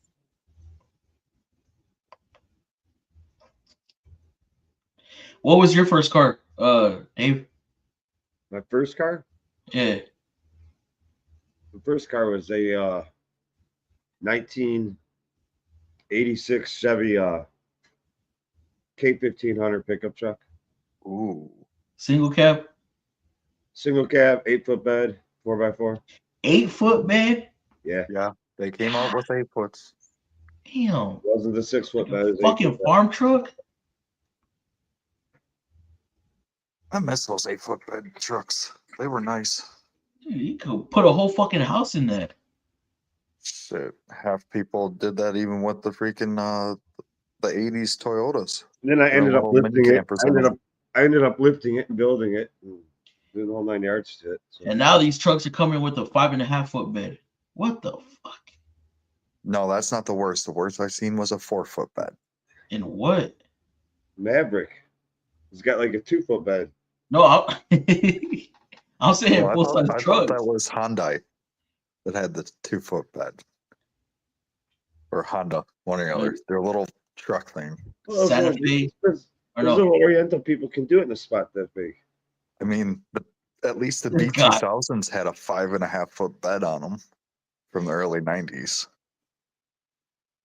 How big was the bed in the H2 Hummer truck? For the H2 Hummer for 4 foot. 4 foot? Yeah, I think so. Yeah, it was around there. It's either 4 or 4.5, I think. But why would you want one? Because they don't get any good gas mileage.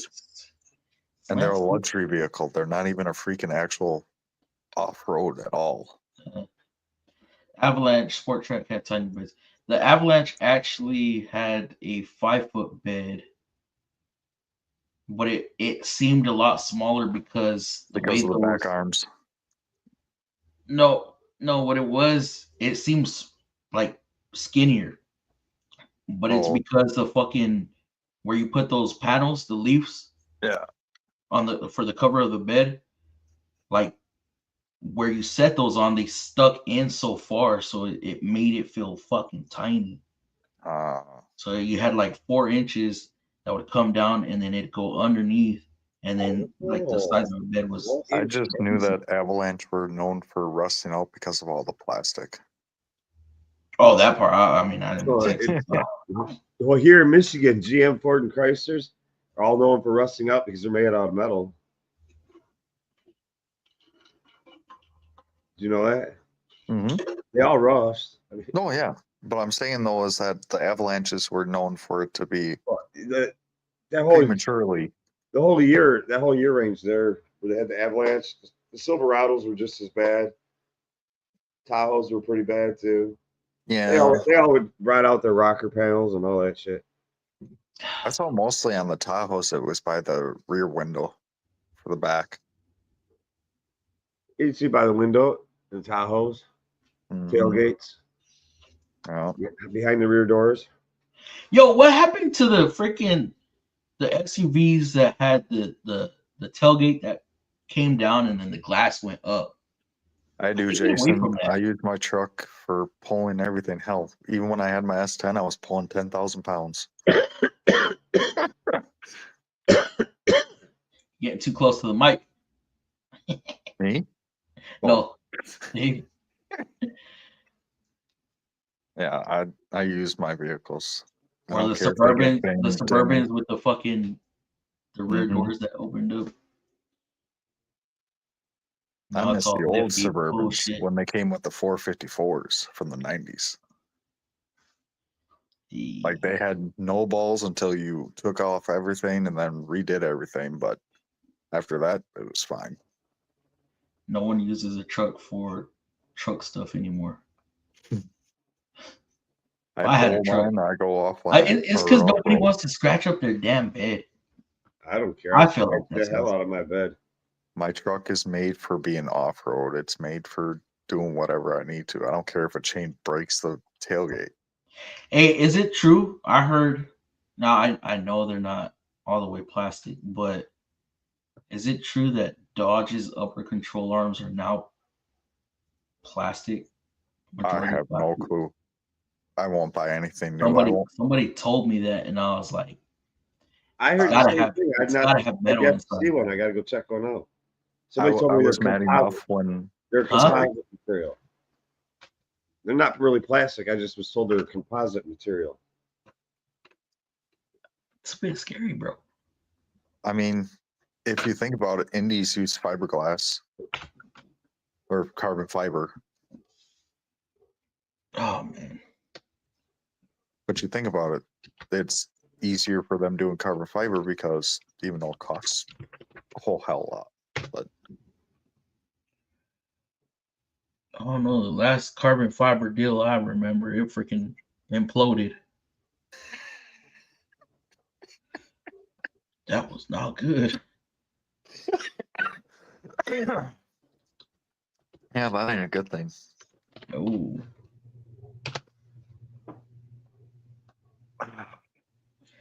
Oh, fuck. Like I said, I was mad enough when Dodge turned their transmission to turn dial instead of being. Oh yeah, that was horrible. And that's why I'll never buy a Dodge that has that. If they went back to the old style, fine, but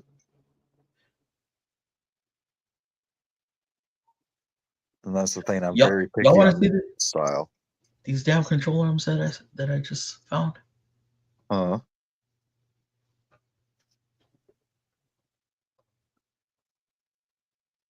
Oh, yeah, they're composite. Yeah, that's composite. That's not plastic. It's composite though. It's like a fiber freaking. It's like a fiberglass and reinforced. Yeah, infused. Yep. Yeah. I mean, it's lighter, and they can take a beating. I mean, in reality, they are actually pretty strong. They're stronger than aluminum. I can give you that. But they're not as strong as steel. Truck the new Corvette. You're saying to truck it or fuck it? My first vehicle was an 86 Ford Tempo. Never drove it. The first car I put on the road was a 1980 Bronco. Black on black. Bitch with a roll bar. Hey. 80 Broncos were definitely awesome. The Broncos, the Chargers, the Ram Chargers, and the K5 Blazers. That's where it's at. That era. You remember the Power Wagons for the Jeep? Yep. Man, I had a babysitter that owned one of those things. Yeah. That thing was like the coolest Woody ever. The coolest Woody. That is crazy. because it actually had the wooden grain on the Yeah. side. That would be awesome to have. Had Toyota the frame. big Ram emblem right on the hood and everything. You spent 80 grand on a new truck, can't afford to use it. Yeah, no shit, bro. Yeah, buddy, like that. That's what I mean. Like, it's not worth it nowadays. It's basically a people house still use payment on a vehicle now. Yeah. Oh man, the fucking cost of the damn trucks nowadays are insane. Plenty of people still use their trucks. My brother has a 21 Raptor. It goes to Moab and used as intended. Oh, Nice. you know. I would think they would get brittle in the cold. For real. Man, I hate working on plastics in the cold. Oh my god. How do y'all deal with that up there? But that's not a true plastic, though. That's I know, the but thing. I'm saying in general, like, bro, when I hate doing interior work when it's fucking cold outside. Interior work's The a only- son of a bitch. The older they get, the worse they are. Everything like Yes. Well, yes, but when it's cold, it seems like Nah, I Worst don't thing think. is I don't know if connectors, it's any worse actually. for us colder. I don't think it's any worse. Well, by the time we're working, it's really probably not that much colder. It's warmed up in the shop, in most shops that you work in. It's Yeah, already true. warmed up. oh, not us. I mean, connectors, would probably be your What do worst you mean by thing. colder? Colder, like, you know. I like mean, during the Texas winter, cold. shops are Yeah, usually during the 60 winter. degrees. No, lower than that. Not in Wisconsin. We're usually 60 degrees for our shops Oh no, we don't. during winter. Yeah, our shop, we're lucky to get fucking 40 degrees inside our shop. Jesus. Yeah. They're trying to kill bacteria like a hospital. Bro, I don't fucking know. That shit's cold in the shop. No We wonder got- why you wear a sweater almost all the time. Yeah, dude, man, it's fucking cold in the shop. God damn, I've How always the wondered. I'm like, fuck, how the hell fuck can you you wear work in Texas and you freeze your balls off? And today I was at the shop sweating my balls off. I right? don't know. Well, I'm a dude. I literally said, anybody turns this fucking heater back on, I'm gonna kick their ass. Right? I'm working there, and real. also my head's starting to bake because the fucking radiant heater's on, and it's 60 fucking 4 degrees outside. It feels like 74 if you're in the fucking sun. You're in the shade, it feels a little chilly, and the wind's blowing. And damn you pussies! It was just like 18 degrees out. What the fuck you need this heater blasting my head for? My head, I think it was getting burnt. that's It was funny. getting so fucking Right. hot there. I was getting pissed. So, Like, you know, I mean, I Really felt go that way so they working can on hot blast the us. mixers. our shop is 16 bay doors, constantly open and closing, open and closing, open and closing. And then we have a big ass inlet for fresh air coming in. It's probably a 6x6 fucking vent coming in to allow fresh air in. And then we have our exhaust fan on the other side of the shop. So it's a push-pull system. Okay.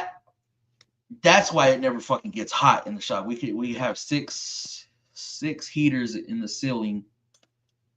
But it's fucking cold, bro. For those few weeks that it's cold here, oh my god. Yeah, I'm that sounds. gonna have to send you a hoodie. Uh, We'll go to Duluth Trading Company and get and you a hoodie. then these Hey, I like Duluth Trading. There's some nice stuff they got. These fools in the morning, like it's fucking 50 degrees, right? In the morning, they have the fucking heaters on. By the time 50 it's like degrees? 9, 10 o'clock, it's already warmed up to 70 degrees, and you just feel this fucking heat. You're like, bro, what the fuck? Turn the fucking heaters off. Damn. I mean, come 6 o'clock, heaters will be turned off right away. Fuck. That should be Just pissing me saying. off. I'm over here complaining about the damn cold. Man. And then like we'll get a vehicle that stayed overnight, right? The fucking engine block is ice cold. Yeah. Bring it in, I get under it, and I just feel the fucking cold just coming down, the cold draft. Now, imagine that being a mixer. Huh? I said, imagine that being a mixer where even though the truck is like 20 negative degrees, whatever, comes in the shop, it takes 4 hours for that thing to unthaw. Yeah, fuck that. Fuck that. I remember I was ripping out a fucking engine, and I'm like, I have my hoodie on. My face is freezing because I just have that cold draft just coming down. I'm like, fuck. And I rarely ever wore a sweater besides going outside. And the shop only stayed at 60 degrees. So no matter what, because I'm always moving when I was working on the mixers, Yeah. I really didn't get cold. I wish it was 60 degrees in our damn shop. I don't blame you. That's kind of just Oh. ridiculous. You're in Texas. There's no reason for it to be 45. Fuck that. Yeah, in the summer, man, that shit. Dude, we hit 90. We hit 90 degrees a couple weeks ago or last week. Oh, dude. We just got done with spring break. It should be like, 70s, 80s. Hell no, we hit 90, like 92. I think I'm gonna come down there. I think I'm gonna come down there. You should. I'm tired of this cold ass shit, man. Come down there and show you boys how to I mean, get today your was car fixed, 76 degrees. And why are you even working at the dealership? You should just get your own shop and be like buying and flipping cars. Yeah, bro. You make money to flipping the cars. Yeah, hey, okay, Dave, lying. come down. Open up a shop. I'll go work for you, bro. I just made wait. I'll go work with you. I just made $6,000 flipping a freaking car. I had my house here for 13 days. Damn. It was an easy flip. I really didn't want to flip it. I should have kept it, but I mean, the only thing I really don't do, because I don't have the tools, obviously, to do it accurately, is internal engine work. Anything external engine, transmission, external, and everything else have no issues. you don't need anything special for internal work. Put it together, good and tight. Once it starts up, hey, I don't know what the hell that. You have to take that apart, find out about that. I didn't do anything in there. I only put this. I like following spec of 90 degrees turn and torque and everything else. Bronco Dodge Power Wagon, carefully. When I first started in the business, I've been there so long. When I first started, you could put a 350 small block to make it back together with an IR 231 impact. No torque spec needed. What are you talking about? You were putting the rivets back on the wheel wagons. On the wagon wheels. Now fuck you. Now you're getting insulting, you son of a bitch. Now you're getting insulting. I still have a couple teeth. I got a couple. I mean, even when I helped my dad build the 350 when I was a kid, we still followed torque specs of the manufacturer. Torque specs are overrated, depending on what it is. Good and tight. Good and tight. I mean, we're replacing. With that engine that we did, we tore it apart, replaced the pistons, replaced the cam, and what else did we replace on the top? Replaced the intake. The only time I really care about torque specs is on internal drive line or powertrain components. Well, I'm gonna be getting into a project with a friend of mine, with his cousin, my friend's cousin, on a car that he kind of thought he could hype up himself. It's a VW. He's trying to push horsepower out of this engine. Diesel or gas? Gas. Let's just say that he with all the fancy aftermarket parts he put on and all that, he had too much boost going on it. That's too much on the bottom half. And I have not seen the engine yet, but I've talked to a couple VW Audi guys I know, and they, oh yeah, that's a common issue. What we used to do to beef it up, we would re-drill them and re-tap it out to a 12 mil thread pitch instead of 10 mil. Bottom line is, supposedly he knocked the head studs. The studs are holding the head down. Oh. He ripped them out of the block, the threads and all. Like, I don't know if he had a pre-ignition. I don't know if he had a pre-ignition on a high turbo. I don't know what happened. Or, that's exactly what happened. Pushed the head up. I don't know that. Yep. Compression got too high. He was running it hard when it failed. Yep. But now he wants to do a complete rebuild on it. And I have a buddy of mine that is he knows his shit when it comes to fucking Audis and VWs. Older Porsches, all that. He can take it easy. You take the average VW, make it 500 horse easy. People Mhm. are like bullshit. No, he does it pretty easy. I mean, I've seen GTI speed like that He's my buddy's one of his Audis is, and rabbits. and he told me 860 horse at the rear at the wheel. Yeah. On a V-dub? It's an Audi engine. Oh, Audi. I mean, the Wow. racing VW Beetle that they made in 2005 had 600 horsepower off the line.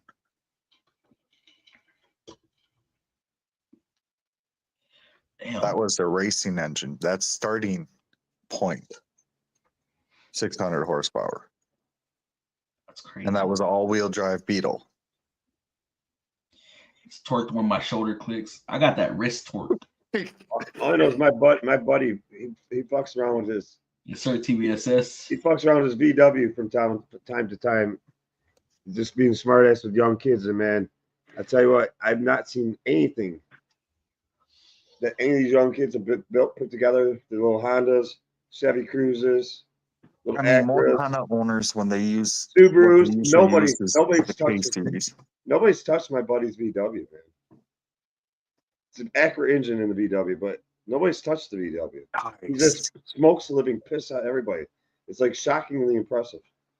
You know, Dave, you live with girls, they always code. Is that true? What's that? He said, Dave, you live with girls, they're always cold. Oh. Yeah. I would tell them call me when they turn the heat on. I can't. Oh man. Last year I wrenched that, had a giant Renzo drop down heater in my bay. I used to hate it when they crank it to 90, then you walk outside, it's so cold to get hypothermia from the shock. But you said today I thought I was having goddamn, like I knew, like it was, I felt like you know, these older females talk about hot flashes. Hot flashes? Yeah. Change your life. It don't have to be that old. I've heard of 30-year-olds talk about it. It could be 60-year-olds. Whenever their change of life happens, supposedly they get this hot flash. All of a sudden, I'm like, now I know what the fuck my mom used to fucking bitch about. I'm at work today having hot flashes. I turn that fucking heaters on up above me. It's like a 4-tube fucking giant radiant fucking heater. I mean, if you're right under it, it fucking kills you. It's like the It's Walmart 2 degrees radiators. outside, and it's still nasty right under. And all of a sudden, I'm like, no, I'm not having a hot flash. Some motherfucker walked by and flipped the thing again. And I flipped it all the way up, and I just said, anybody touch that motherfucker, I'll kill him. Shit. I'm sweating. I'm like, what the fuck? What the fuck? I'm just changing oil. I'm just fucking They kind of thought it was funny. not doing shit. Ever You're since I got out standing of there the hospital, they've all been fucking with me in any way they can. Damn. The camaraderie. Gotta love it. We hit 80 2 days this week. We went to tornado wind warnings and 40s. I'm ready for the 90-degree weather. Or you can have all that 90-degree weather. If I could be somewhere where it's 70 degrees all year round, love it. I mean, You Wisconsin really once in a while will hit go to the 90s, islands if you want good 110, weather. but 84 degrees and windy and sunny every day. A little bit of rain here and there. And humid as fuck. Man. Humid. I mean, it's at least not Mississippi humid. Where? Wisconsin. We don't really get humidity. Like Yeah, I don't know. I can't speak for Wisconsin. You get your weather climate up there is it's close to northern Michigan, but the problem is 90% of our jet stream is from west to east, Canada. correct? Right? Yeah, well, most of Air's it going comes- from west to east, Yep. right? Yeah, but it gets pulled down all from the, Canada. all the air coming across the Great Lakes Yeah, comes across after it's past you. yeah. That's the only difference I can say about our climate. We get the air that's after the Great Lakes. Yep. So any moisture picks up, humidity picks up. I mean, you don't want to be here in the earlier months of winter and live on this side of the The state. edge. This side, along Lake Michigan. The UP. Yeah. Up in here on Superior and all that, fuck you. You're gonna get fucked anyway. So if you live up there, you're fucked. But if you just I mean, surprisingly moved in right over here, oh, that's gonna be such a nice spot. Yeah, wait till freaking mid-December, late December. uh-huh. when the lakes are still like 70, say 58 degrees, and also The you got lake effect. 20-degree freaking cold front coming through with a little Yep. bit of a, I don't know, Alberta twister on it. Next Yep. thing you know, it dumps 22 inches of snow in your ass in Kalamazoo. I miss And those days they though call for it snow snow. showers. Yep. They call it snow showers. I mean, we used to get them when I was a kid in Wisconsin, and then once 2000 hit, We rarely get get. here in Metro Detroit. We get humid down here. We get humid in Michigan. But you remember, we're surrounded by the Great Lakes. Yeah, you get all that. We get We humidity. rarely. We'll get dry heat, but it's rare. I mean, Yeah. dry heat for us, dry heat is 80 degrees and 58% humidity. That would be very dry heat. I mean, it's when we hit the 90s, we're usually 82% humidity plus. Oh yeah, that's high. If not pushing, 90s plus when it's 90s outside. Usually when we're in the 90s for Wisconsin, we're at 75 humidity. When Michigan hits that high 90 point, like higher than 90s plus, high 80s and 90s plus, it's usually so humid for some reason. It's like being in Florida or being in southern Texas. You walk outside and you know what I'm talking about. You feel sticky instantly. It'll cut through the shit. That's how it gets here in Michigan. We just don't have long stretches of it. You might have a 2, 3, 4 day stretch, and then the humidity's gone, time's drop. We're in the right spot down south. You literally walk outside and it feels like but- they dropped a bucket of water on you. You're like, Yeah. "Ugh." That's how it Yeah, felt this morning. once in a while, You walk Wisconsin out gets your that. door and you got swamp ass before you even sit in the car. It's gotta Yeah. be a bitch. You know what I'm talking about? 75 today, tomorrow 40 and rainy, Sunday. Dang. Yeah, tomorrow's supposed to rain. It sucks. I gotta pull in my truck in the garage and just double check everything.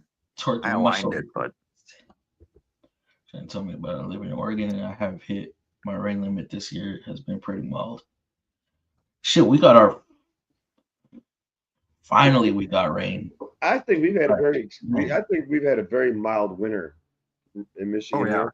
the whole Midwest had a very mild winter. I mean, they can say what they want about snow. I hear them talk about these stupid numbers on our local fucking news, and I want to say, where are you getting the shit? Did you go up there and catch shit that never hit the ground?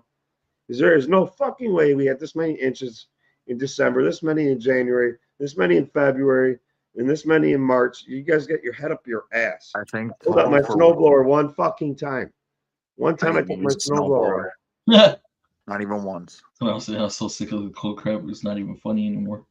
We didn't The have most inches that we got where I live in Wisconsin, which is only 3 hours away from Chicago, is literally 8 inches was my max. we probably got about a 9 to 11 inch hit on probably the last storm we got. But it was over like I almost said like 2.5, 3 day period. So you mean Florida got more than y'all this year? Dude, we ain't had shit. I can't say they got more than us. Because I know. They count every fucking flake that falls down.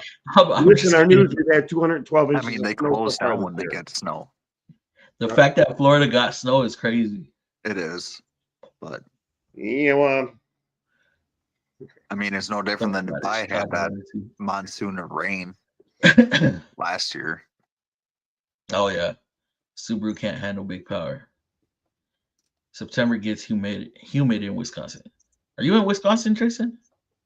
Yeah, Wisconsin. September gets humid, but I mean, it's not like it was. Like, you're humid, but I don't think sometimes you're it's quite as mild. humid as We usually get a week or two, and You're then humid, it's but you back to can't- mild. You're humid, but you're probably not as humid as Michigan. No. I mean, Good. even when I A lived lot of at people do not Bonlac, realize which- how humid Michigan can get in the summer months. People do not realize how humid it can get here. When I lived in Houston, it was like you never dried off after your shower. Fucking facts. What people don't understand, Facts. what people don't understand, Michigan is not only surrounded by the Great Lakes, You Wisconsin. like the southern peninsula of Michigan is not only surrounded by the Great Lakes, it has got I think we are home to more registered boats than any other state in the United States. But we have inland lakes coming out our ass. Yep. No matter where we are, one big fucking swamp. We're opposite of Florida. Yeah. We're the northern glades. We're just one Mhm. big fucking swamp. They put a bunch of mud and dirt mean, on it. and you build shit guys- on it. Michigan and Minnesota are pretty similar for all the different lakes and little creeks and all I'm saying, that. like, what I'm trying to say, like, Fluffy, tomorrow, it's like really, it's kind of wet out. We got like a lot of mist going on tonight. Mhm. Now tomorrow, if the temperature's just right, dew point's just right, I won't even see my fucking truck if it was in the street. Damn. That's how foggy we'll get, because that's how humid it is for this time of the year, based off of also temperature and then the heat rising, dew point rising. You might not burn that off until 12:30 p.m. Dude, it's crazy because I like mean, that's a fucking thing.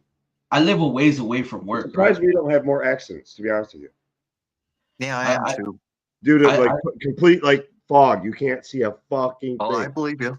And that's why I said I'm actually surprised that you guys don't have more accidents. Also, whiteouts, wouldn't you agree? Whiteouts along the lakes. Yeah. I mean, you hear about these torrential rains in Florida. All of a sudden, boom, the rain stops, and it's 400 cars piled up along I-75 because none of them are seeing each other. Well, you don't think it gets that way here in Michigan with snow? Or yes, it does. Or rain. Or fog gets. They've had a lot of problems in parts of Tennessee on I-75 with fog. But you're talking about going deep in the valleys and coming back up high. Dude, it's weird because here, like, oh, Jason, you're only like a 3 hour drive. Well, 2.5 hour on the south side. On the south side of the city, like, I'll have heavy ass fog, right? And then I get towards the north side of the city, and the fog is gone. It's like a fucking higher, probably. Fog. Huh? Probably higher up. Oh, I don't know. But like, it's like halfway through my drive, it's fog, like dense. And then out of nowhere, it's fucking bright, sunny. I'm like, what the fuck? Now get to work. I'm all, did y'all even have fucking fog this morning? Oh, no. What the hell? When I used to work at Advanced Concrete for the concrete place, throughout basically, before winter happened, I say about September or whatever, all the way up until like October, it was nothing but fog my whole way to work. Yeah. Till the sun started coming up. That's wild. Now, like out where I live, it can get real fucking nasty, the fog, because I'm more in a rural area. So say like, I'm really not bad, but you have like rural area, a little bit built up, rural area, and then really built up. I'm not far from where it's really built up. But like say tomorrow happens to be foggy, it'll be foggy as all hell all surrounding my whole area. But the closer and closer I get to what will be the next major roadway, freeway, expressway, the fog will probably be gone by then. There's enough heat created in that area, it burns it off. Yep. If you're out in the open with all the farm fields and the wire just sitting there. Yep. Well, that's might be what I deal with, because I'm in a lot of farm area. Yeah, I have a lot of farmland still around me. That's why I say it's a lot different the closer you get to where I actually live. I'm not trying to say I live like 50 miles out in the boonies. I'm literally saying I'm 6 or 8 miles from anything where it's more built up and exciting. Yeah. The same with me. That much. 6 to 8 miles isn't much, but that's still 6 to 8 miles of a lot of 20-minute drive. Farm type land. I live in an area where it's a lot of undeveloped area. Fluff, when are you doing more videos on the Cobalt SS? I don't know yet. I know I got to readjust my. Did you paint those rims? Yes. That's what I thought, because I'm looking at the design, the last video you shot. I'm like, he painted those yellow and green with a freaking sponge or something. No, it wasn't green. It was yellow and black. I was trying to go for a marble look, but it ended up looking like splotches of fucking grass. And what's that? On my wheels on the Cobalt. I was like, yeah, I got this badass idea of fucking marble. And so I used a fucking glove and just dipped it in yellow spray paint and fucking splotched it on there. I was like, yeah, this is gonna look bad. You saying work life still kind of sucks right now? Yeah. It sucks for a lot of people everywhere. I've been hearing. Dude, I hit 40 hours last week, finally. I've been hearing it sucks bad for a lot of people. I'm not gonna lie, we are down, we are slower, but still holding our own and still doing strong. Yeah. I would have to honestly say this is a more typical, I'd say January, February, March, going into April. It'd be more typical of what I would consider average years. I think we had a couple for our shop, the one I work for. We had a couple untypical years, like right after the pandemic hit, right after COVID, Yeah. especially when stimulus checks went out. We just got busy and not stopped. Like out of nowhere, we went from being dead because, oh my God, COVID, to we have so much business, we don't know what to do with it.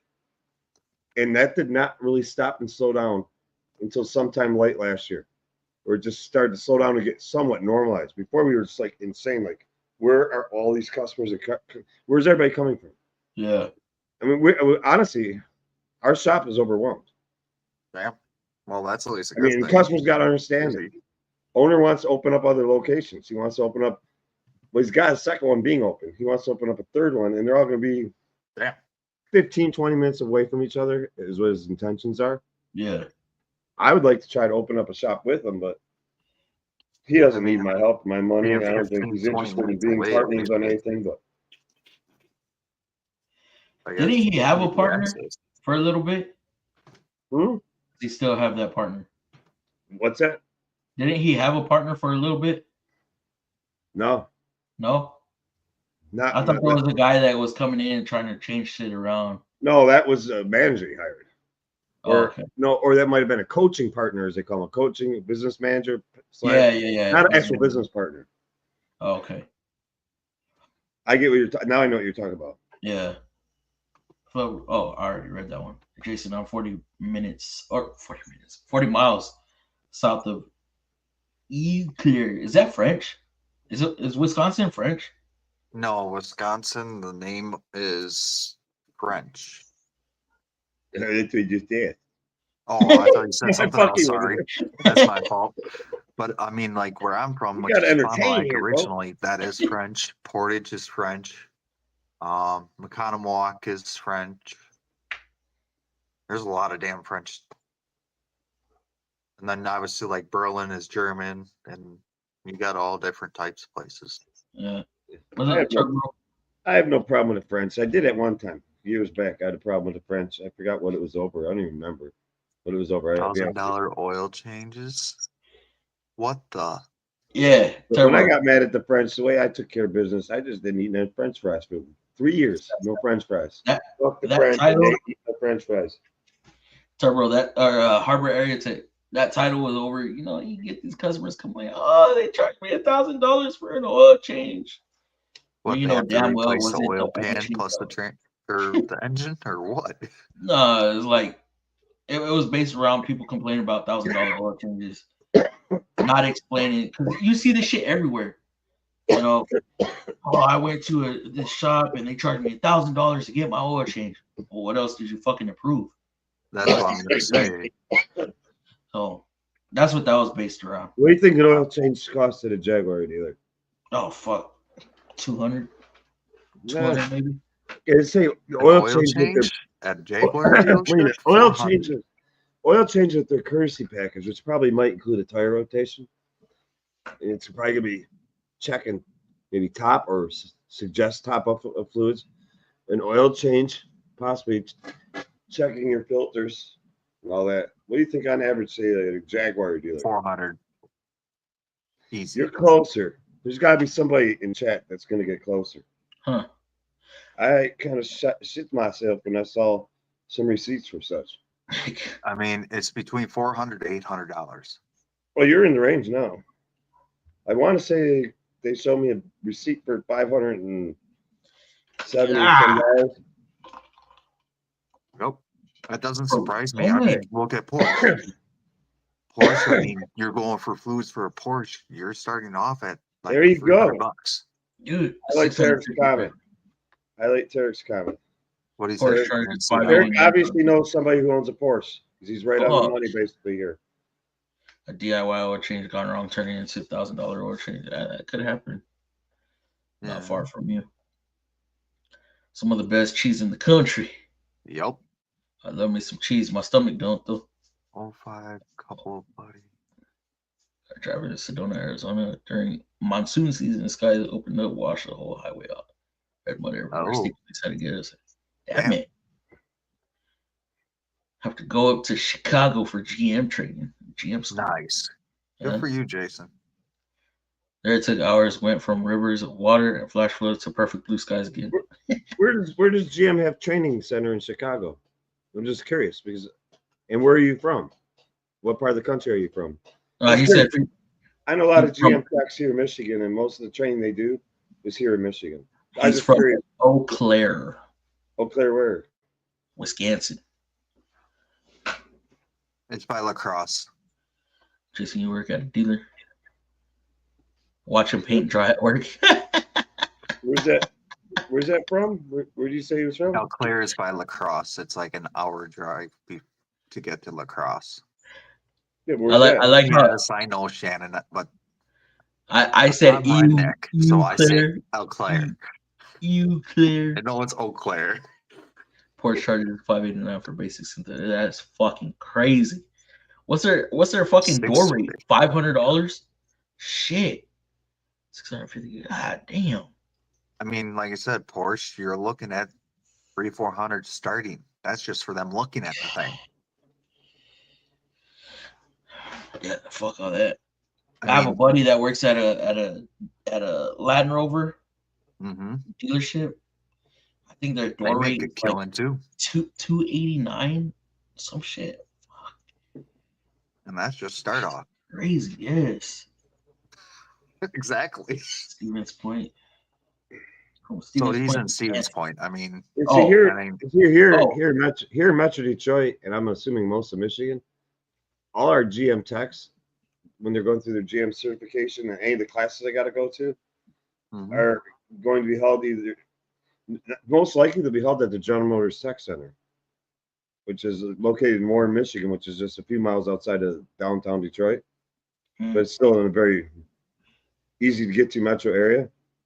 I always wondered when they're out of state, how many do they have all their facilities? They just use places. I think they got also one in Illinois, though, if I'm not mistaken. What's that? They got like a training school in Illinois for GM too. I'm sure they do throughout the country. I'm sure they have them all over the place. I'm just saying, I'm sure most of them here in Michigan go to the GM Tech Center because it's the most local. So.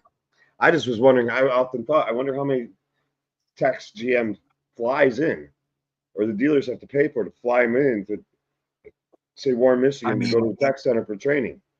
Or do they just? If I would have got certified for Freightliner when I was working for Petro, I would have had to go to Minnesota.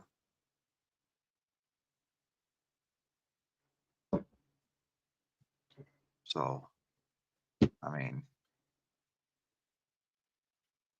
it all depends, I guess. Dead center of Wisconsin. Yeah, he basically is. GM school on south side of Chicago. Okay, so I was Illinois. Yep. We have a GM training. Oh my God, my knee center as part of UTI here in AZ. What up, Soup? You came back. Welcome back. I've been missing the lives. Hey, glad to be back. Glad to see y'all up in here too, man. Some texts get sent there. Jason, I'm 2 hours away from you. We had a huge GM training facility locally until about 12 years ago. Now it's a private high school. Damn. There's one in Minneapolis. I've been there too. Oh, I didn't know that Minneapolis had one. I thought it was like by St. Paul, but I didn't think it was in Minneapolis. See, I learn new things. Well, technically speaking, Every day. St. Paul is in Minneapolis. Yeah, I guess. Yeah. Because they're basically next to each other, Twin City. Yeah. Yep. Well, all right, guys, I'm going to shut this thing down. I'm getting freaking tired. I'm sleepy as hell. Well, you guys have a good night. At it since early. So, chat, thank y'all for coming on. Thank y'all for chilling with us. And hopefully we can go back live. Hopefully we'll do this again next Friday. Hopefully. I mean, I have Fridays, Saturday, and Sundays off. I mean, it's perfect for my schedule now. I love my 10-hour shifts. Get home before my daughter gets home. Hell yeah. Gave my buddy all the tips I can with that 420 code. Hopefully I'll get an update from him tomorrow, see what he finds. All right, brother. Go out, Fountain City, Wisconsin once a year. Hey. All right, guys, we're gonna end it off here. Appreciate y'all coming on. Thanks for the stream. Have a great weekend. Yes, y'all too. Y'all have a good one. Have a good one. Even when you feel low, you can still go. Even when you feel slow, you can still go. Even when there's no hope, you can still go. I never answer to no, man, I still go. Go, go, go, go, go, go, go, go, go, go, go, go, yo, go, go, go. Hustle hard, hustle every single day. I'll be making moves till I'm buried in my grave. To the system, I don't wanna be a slave. I've been doing shit my way, or the highway. And in the driveway is a nice range. Cause I grind through the climb, I invite pain. You'll never hear me, bitch, nah, I don't complain. Just gotta flip the switch and you can go and obtain anything you want, anything you need. Your mind's got the key ingredient, it's belief. They deceive with the negativity, but I just slide right by